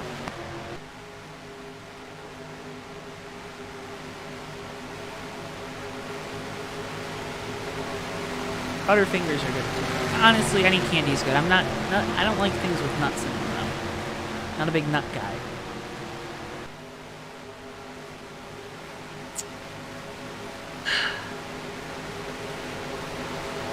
Rookie, how you doing over there? I'm not a big nut guy either. You know, I do like nuts. That's not my candy, I guess. Oh, Terry Scott said Butterfinger. I do like Butterfingers. Yeah, Butterfingers are good. Pace truck coming down the pit lane. Boyles with control. Drives a big rig for a day job, but moonlighting as a sim racer, looking to win this one here tonight with the Boyles trucking colors in that number 68 Ford. Down into the restart zone we go. Green flag, we're back underway here. Just 11 laps to go. Elmer with a good restart on the outside. Help from the 114 of Eli. Help coming out of the 68 with Ricky J into... Ricky J, that bottom line, a lot more closed up. And they got the 12 truck coming down low too. That 11's kind of losing his friends here. Ricky J back to the point. Or Brian Boyles back to the point. Excuse me, Ricky J's in second.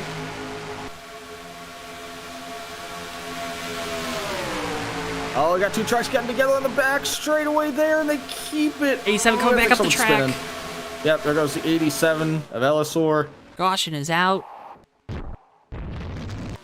Don't believe anyone else was involved. Rack them back up and try again, Joe.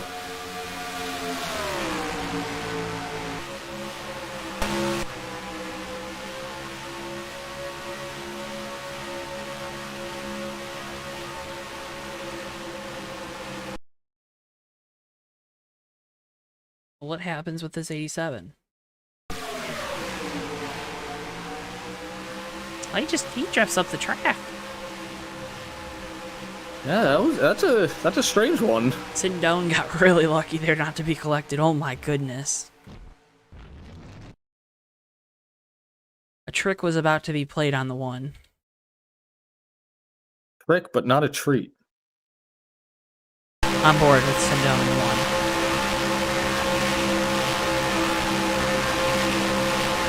Look at that. Whew.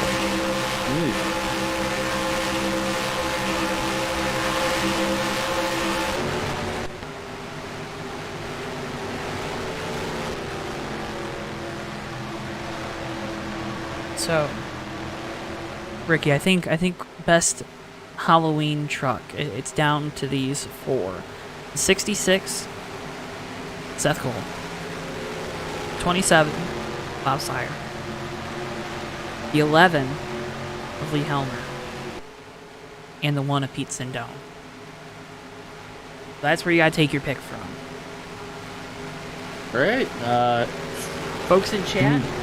You take your pick of one of those. That is the 1, the 11, the 27, or the 66. We'll go through them here in a second. We're going to put in chat which one of those is your favorite. We'll try to tally the votes. We'll put in our own votes. Our votes probably count for more. But we're in charge. No. But tell us who you think has the best one in chat. Gotta pick one. Can't pick 2, 3, 4. Gotta pick one. So here's the 66. Seth Cole. Just a good look at the front of it. Has the eyes for headlights. Really neat detail there. And then the teeth too, right underneath the bow tie. Look at the back of it. It also has these really cool bat wings on the side. A good looking truck is that 66.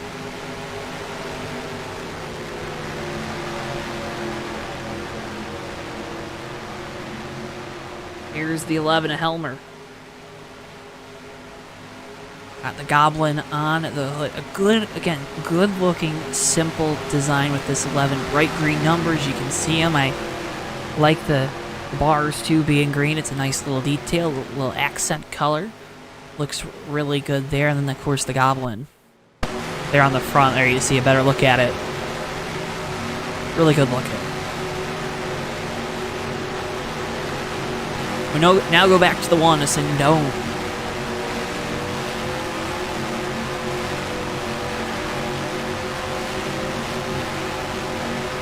How do you say that? The Amityville? Amityville. Okay. Horror. There on the 1 of Sindone. There you see. Look at the back of it. And then a more traditional-esque view of it.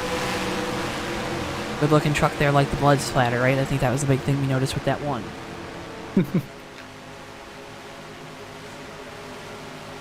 And then you got the 27 with Sire in that Escalade. That's my favorite. That's the one I'm voting for. Right there. Son of a digger. Ooh. That was a nice looking one. Matt, we liked your truck. We liked all the trucks. But it went kabloom. Kabloom. Kerpow. Looks good. Let's see. Did we get one to green? We didn't. Let's take a look back at that Ford truck too, because I don't think we did a highlight on it. I think that was maybe one that we didn't get.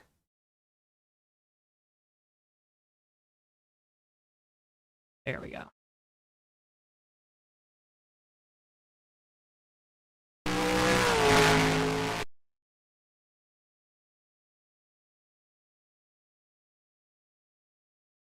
Here's a picture from earlier in the race of that 4 Silver Bullet. That is Jack Skellington on the side. Nightmare Before Christmas.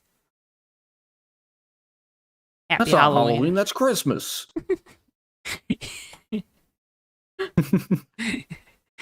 Ricky is saying that you lost on a technicality. No. Yes. Good looking truck there. I like that movie. It's a good movie. Good look at the side of it. But Ricky, we're coming down to the end of this one, and under 10 laps to go. Trophies are on the line. Bragging rights, of course, on the line. This is the 19th annual.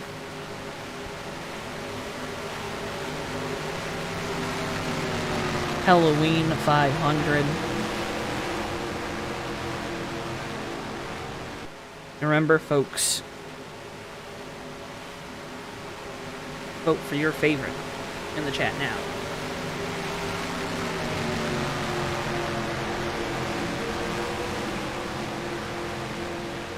Just waiting to go back green here. This is gonna be kind of like, this is kind of calm before the storm right now, because I think at this point it's gonna probably be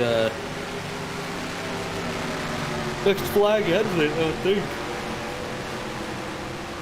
Unless we get like an instant flag.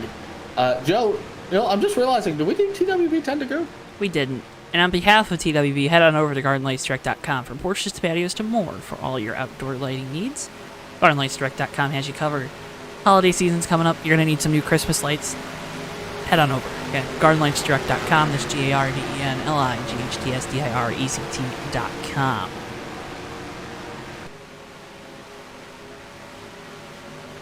Kathy, out of all these Halloween paint jobs that you've seen tonight, which one is your favorite? Because, of course, the best paint scheme is presented by Miss Kathy Boyles. I feel like your vote's going to be worth more than anyone's vote, right? Right, Ricky? I think that's a fair way to do it. Yes. I don't think so. You had to pick a Halloween paint scheme to be your favorite. It's a lot of pressure. Which one would it be? See, that's what we do. We get a lot of pressure put on us. We deflect it, right? We deflect it. We pawn it off.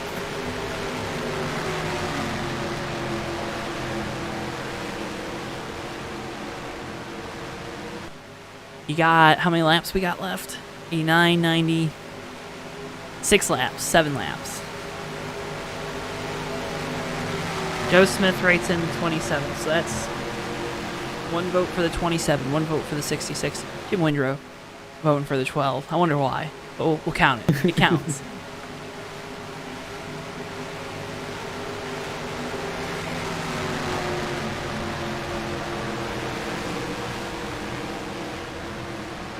The monster truck. 66.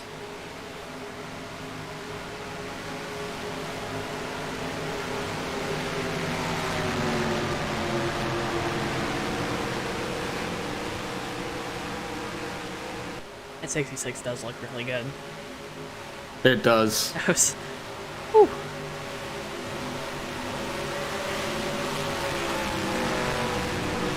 Listen, Zach. Ricky is a goober, but you can't do that. Brian Boyles with control here on the restart, down into the restart zone. Teammates on the front row. Green flag, we're back underway already. 12 truck looking to the outside. We're 3 wide for second. Now 3 wide for the lead. 3 wide for the lead. They're making a hard charge here in the middle. The 12's going to get strung out. Ricky J goes through that middle. Brian Boyle's going to hang on to the lead here. Put Ricky J up into that first spot. Top. The 12 hits the wall. Sorry, I'm still stuttering on my words. I'm not really sure why. Contact with the 114 sends Windrow into the wall. He's falling back. Going to need some help. Ricky J alone on the outside. In the primo position here, I would think, to make a charge on the leader of that 66 truck.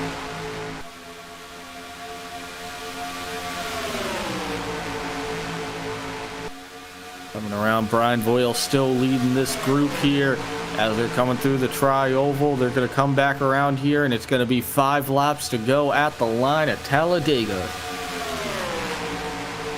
5 laps to go. We're single file. Have to think it's not going to stay that way for long. Seth Cole there in second.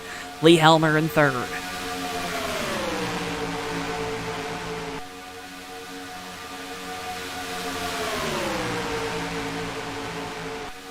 Guys trying to group back up together, kind of make a decision on what they want to do, but everyone at the moment kind of just conga lining behind that 68 car. I think they know that as soon as they start trying to double up here, it's going to get a little wild. I think everyone trying to figure out who wants to go with whom. You don't want to make your move too... For the moment, I think as soon as someone jumps out of line here to make a move, somebody else is going to go with them, and then somebody else is going to go with them. We're going to start seeing some crazy racing.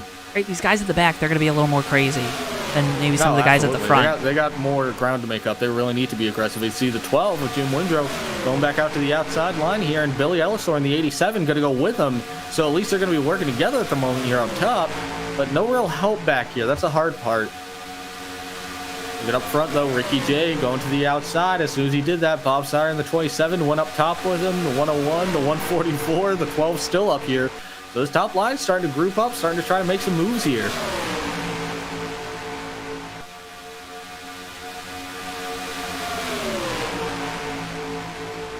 Making money moves late in the going. Ricky J couldn't get back in line.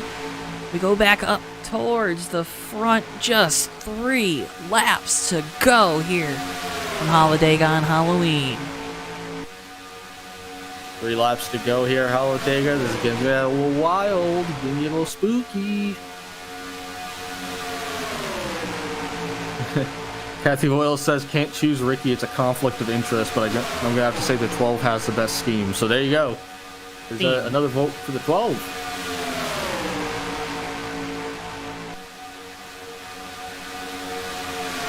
Look at up top here, the 101, Jeff Havoc getting a push from Ricky J. They're going to try making a move on the outside. They look like they're stalling out, though, behind the 27 truck. Kind of almost a 4-truck breakaway at the front at the moment. That makes life a little harder, doesn't it? It does. I think these guys are trying to make that run up top, that 101 of Havoc. They're going to need some help. They're going to drop behind the 127. They're going to drop behind the 27 here. Try to get some momentum. What they need is they kind of need to set up a slingshot and then follow through on it. You see the 27 kind of did the same thing. He came up on the 1 truck. Oh, the 27 into the outside wall. He keeps it straight, though. They're going to splinter up big time, though. He's falling back there at that 27. 2 laps to go in this one. Top 4 have broken away from the pack once again as they're side by side behind them. And I'm starting to think that they're not going to stay like that for long. You see Lee Helmer starting to look around. That one Ascendo and kind of looking a little bit too. Ricky J coming with a huge head of steam here from behind. Ricky J's going to settle in line. The 12's going to settle in too, but I don't think any of these guys are going to stay like that for long. 12 goes to the outside. Come across the line for 1 lap to go here at Hallowdega. Can Brian Voiles hang on to this and take home the victory? You're bringing back the steering wheel, you're bringing back the trophy, or you're bringing back nothing at all late in the going in this one. Coming down the back straightaway for the final time. Voiles with control. Cole looking to the inside. Not enough of a run. Now has Helmer to his outside. Big push coming here from the 11. Helmer getting a huge shove here coming into turn 3 on the top line. He's going to have the preferred line, except not now. He's going to get him up for the 1. He wiggles, but he stays with it, staying side by side with Brian Voiles. Coming out turn 3. Voiles has the advantage. Can he make it to the line? Voiles looked high, thought better of it. Coming into the tri-oval, Helmer with some head of steam. That's not going to be enough. Coming to the line, Brian Voiles is going to win the Halloween 500. And he hung on to it. I honestly didn't think the guy leading the race was going to win it. I did not think he was going to be able to hang on to it, but Brian Voiles proved us wrong here. Let's watch this sequence coming off of turn 4 from our helicopter view. You see Voiles there in that blue and white 68. He's out there just the right amount because Cole, he has a run there on the bottom, but just doesn't have anywhere to go with it. Yeah, it's a tough spot to be in. And you saw that move that he made to the outside though coming into turn 3. He had a great run. It was just that Brian Voiles had the preferred line there on the bottom coming through 3 and 4. He just couldn't hang on to it to the end. A fantastic race to the finish. Great clean racing all the way to that last lap. And you just love to see it. Fans on their feet. Our top 3, Brian Voiles, Seth Cole, and Lee Helmer here tonight from Hallowdega.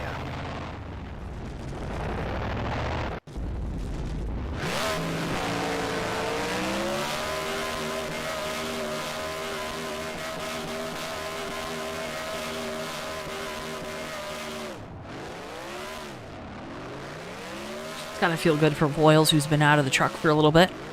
Oh, definitely.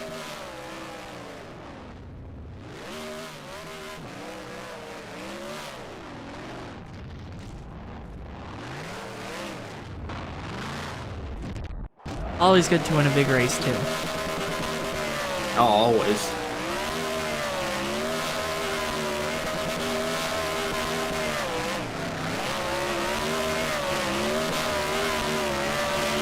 We talked with the top 3 drivers here after this one. Brian Voiles burning it down for the fans here. Your winner tonight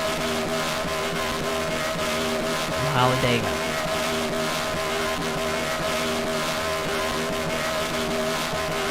His tires are coming out of his paycheck. They better. I think the bill to repair this motor is going to need to come out of his paycheck. Look at Flagman's waving that yellow flag, telling them, caution, caution, stop, stop, you're going to blow up. Move on to our post-race results. We'll get those on your screen momentarily. Again, we're going to talk with our top 3 drivers. We're also going to announce our prize winners.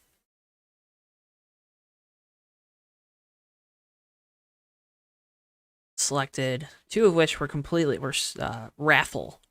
Selected by random finishing position before the race. You know, because if we would have said the finishing position before the race, maybe they kind of manipulate it, right, Ricky? So they finish at a certain point. Can't have that happening. No, you cannot.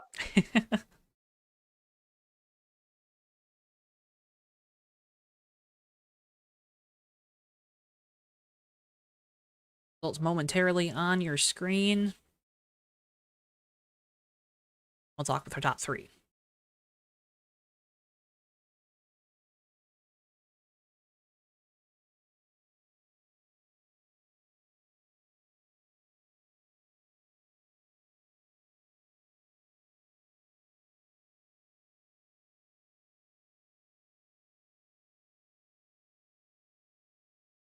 You see, Ricky, it's hard for me to do 7 things at once. You know, because we're like, woo, woo, woo, woo. Because Bristol always likes to just throw these graphics on me right at the end.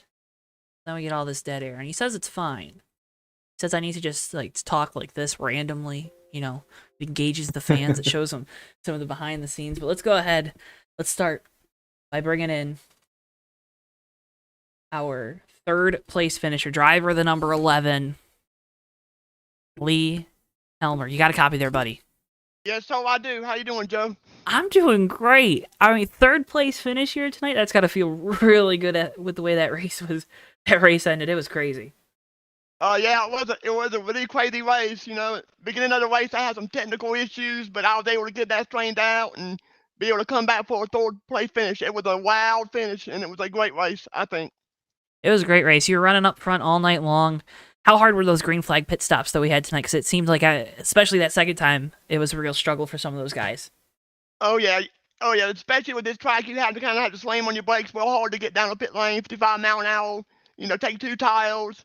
4 tires take more time, so you just want to make sure you take 2 tires to make the fastest pit stop you can. Well, a fast pit stop, that was the key to getting you back up inside that top 5. Ran really well here tonight, Lee. Talk about that truck, though, because it was a really, really interesting design with the goblin on the front of it. Yeah, it was based on the movie Maximum Overdrive. It was a Stephen King movie he made back in like '86 and stuff. And my friend Joppa Joe, he was the one that made it for me. He made the paint scheme for me. It was really awesome, I think. It was really awesome, especially seeing the way that he was able to get the mouth lined up on the front. I thought that was really cool because that, especially as we've all painted those cars and it's so hard to get everything lined up just right. But Lee, a fantastic run. You're going to be taking home that trophy, 3rd place finisher. What does that mean to be taking home a piece of hardware after a fantastic race like this? ECT always puts on a great race. This is our 19th year doing it. I always have a great time, and it's always great to have a good trophy from a good race. We have great people here at ECT. We have great people at BSR to put on a good race, and it's an honor to bring home a trophy because we have some of the best sim racers online. Well, the 3rd place finisher here tonight. Congratulations once again on that. Thanks for taking the time to talk with us. Before we let you go, though, floor is yours. Anyone else you want to shout out and thank? I'd like to thank ECT, my teammates, my family, my friends, and thank you JTN for putting on a great broadcast. Lee, thank you so much for taking the time to talk with us after this one. Again, congratulations on a great run, a 3rd place finish here tonight. Thank you, Joe. Lee Helmer, driver of the number 11, your 3rd place finisher here from Hallowdega. Well, let's bring in a guy. Bring in a guy that I don't think he's used to sitting on this side of the microphone. Seth Cole, driver of the number 66. Good-looking truck tonight, huh, Seth? Yeah, it was fast, too. Didn't fare as well this scheme last night in a Halloween race, but at least this one was able to finish. What was the difference then tonight? I think mostly just the fact that there were a lot of fast trucks to be able to work with. I was working with the Lavells, Ricky Johnson, obviously Brian Voiles, and a lot of them able to make some really good moves, get really good runs, and just able to keep the momentum moving. Well, kept the momentum moving throughout the night. It seemed like you were one of the guys. You got kind of shuffled back there. I think it was just after halfway because we got really racy there coming to that 50 mark. How do you kind of keep that, that mindset that I can work myself back to the front? I can get up there. What was the key for you tonight to be able to come up here and still finish second after kind of being shuffled back halfway through the race? Well, I'll tell you, after that green flag pit stop, when myself and Brian Lavelle finally, I think Billy Elliser was with us too, when we finally got up there, I was exhausted because I was just trying to make sure I was lined up with the back bumper of the 043 and hoping there were some checkups up in that lead pack.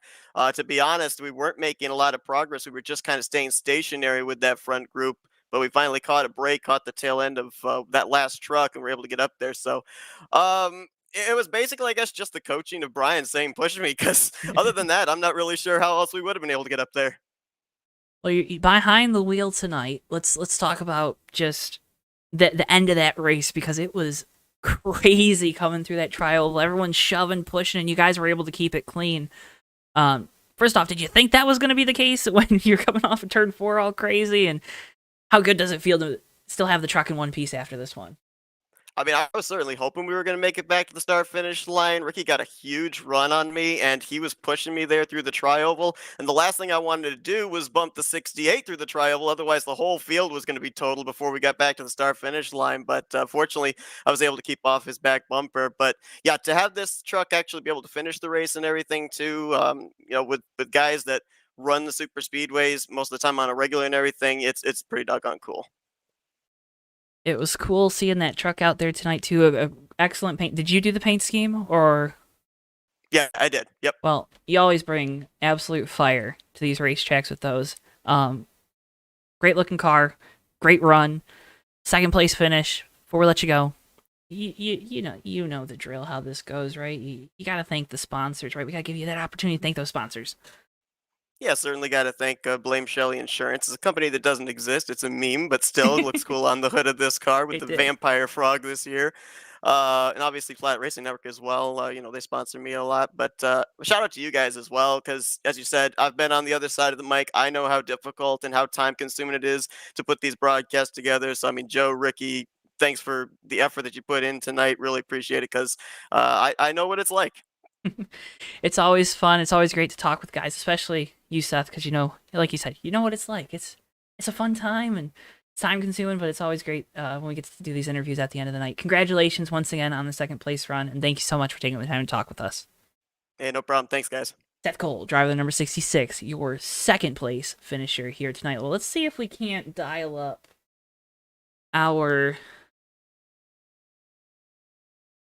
a race winner.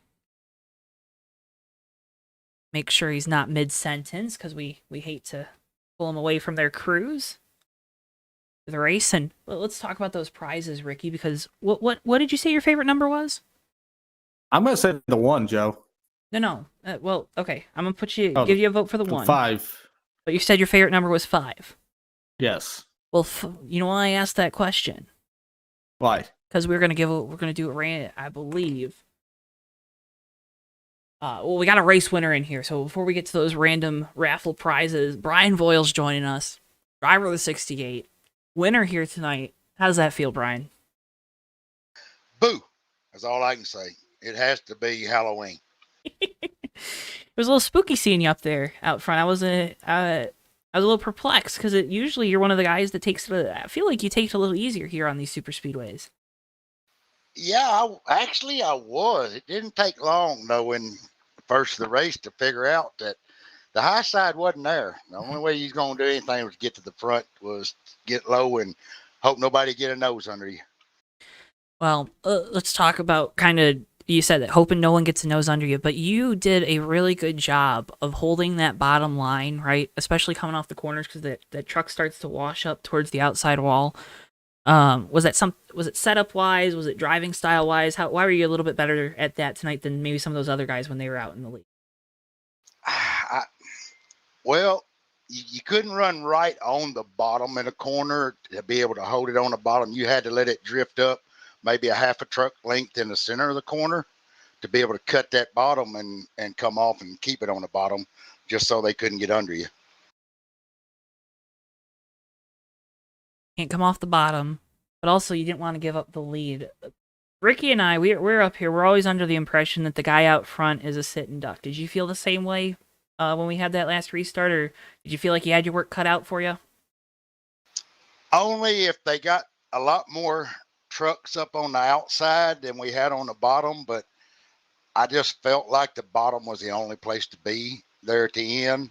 And like I said, and I think they tried a little bit they just couldn't get trucks. Anybody come up off the bottom, somebody was going to jump down there and take their place. So I felt like the bottom was the only way to win this race. Bottom was the only way to win this race. It's the way you won the race. Those guys coming behind you, though, they were like a swarm of angry hornets there at the end. Were you scared? Were you calm behind the wheel? I know you're used to driving a truck that's a heck of a lot bigger than one of these pickup truck race trucks. So, were you calm with it, with all that force behind you, or? Yeah, I was a little bit nervous because anything can happen in racing. Somebody, Seth behind me, I felt comfortable with Seth behind me, long as I didn't get up and give him an opportunity to get under me.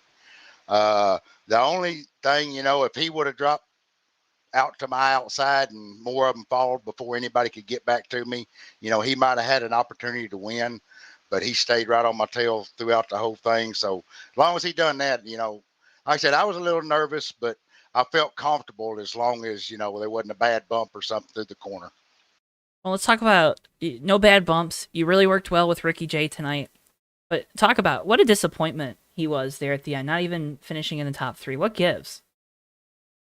I teach that kid and just work with him. And sometimes he just don't listen. You know what I mean? I know what you mean. He's always up here.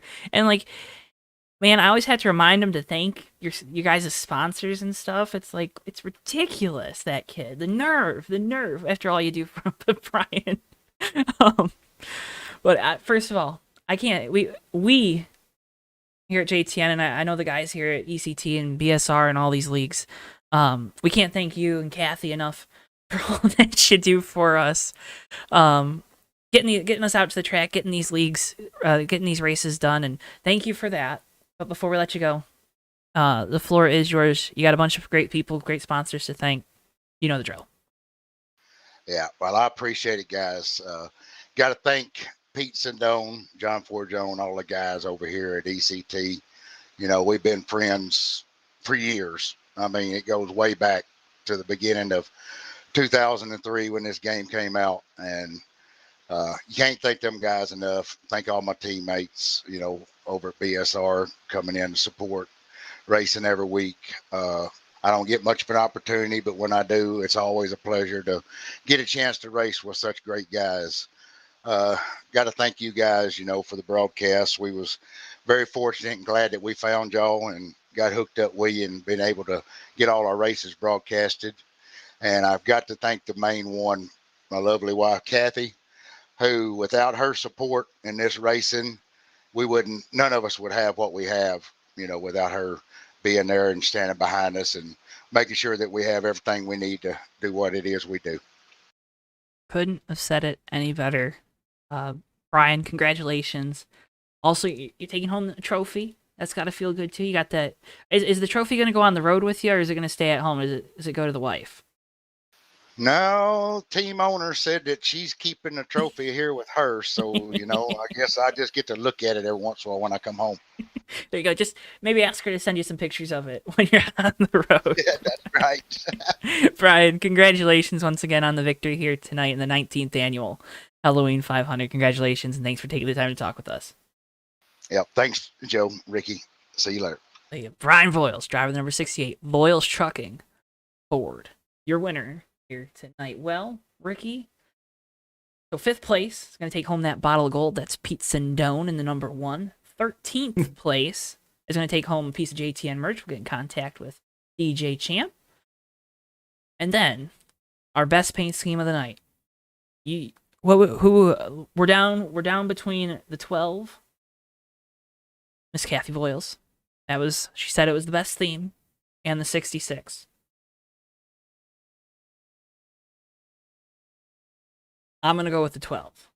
I thought I was able to get some puns out of it. It was a good theme. That the ghost one? It was the Casper one. Oh, was it 66 again? It was Seth's monster. Oh.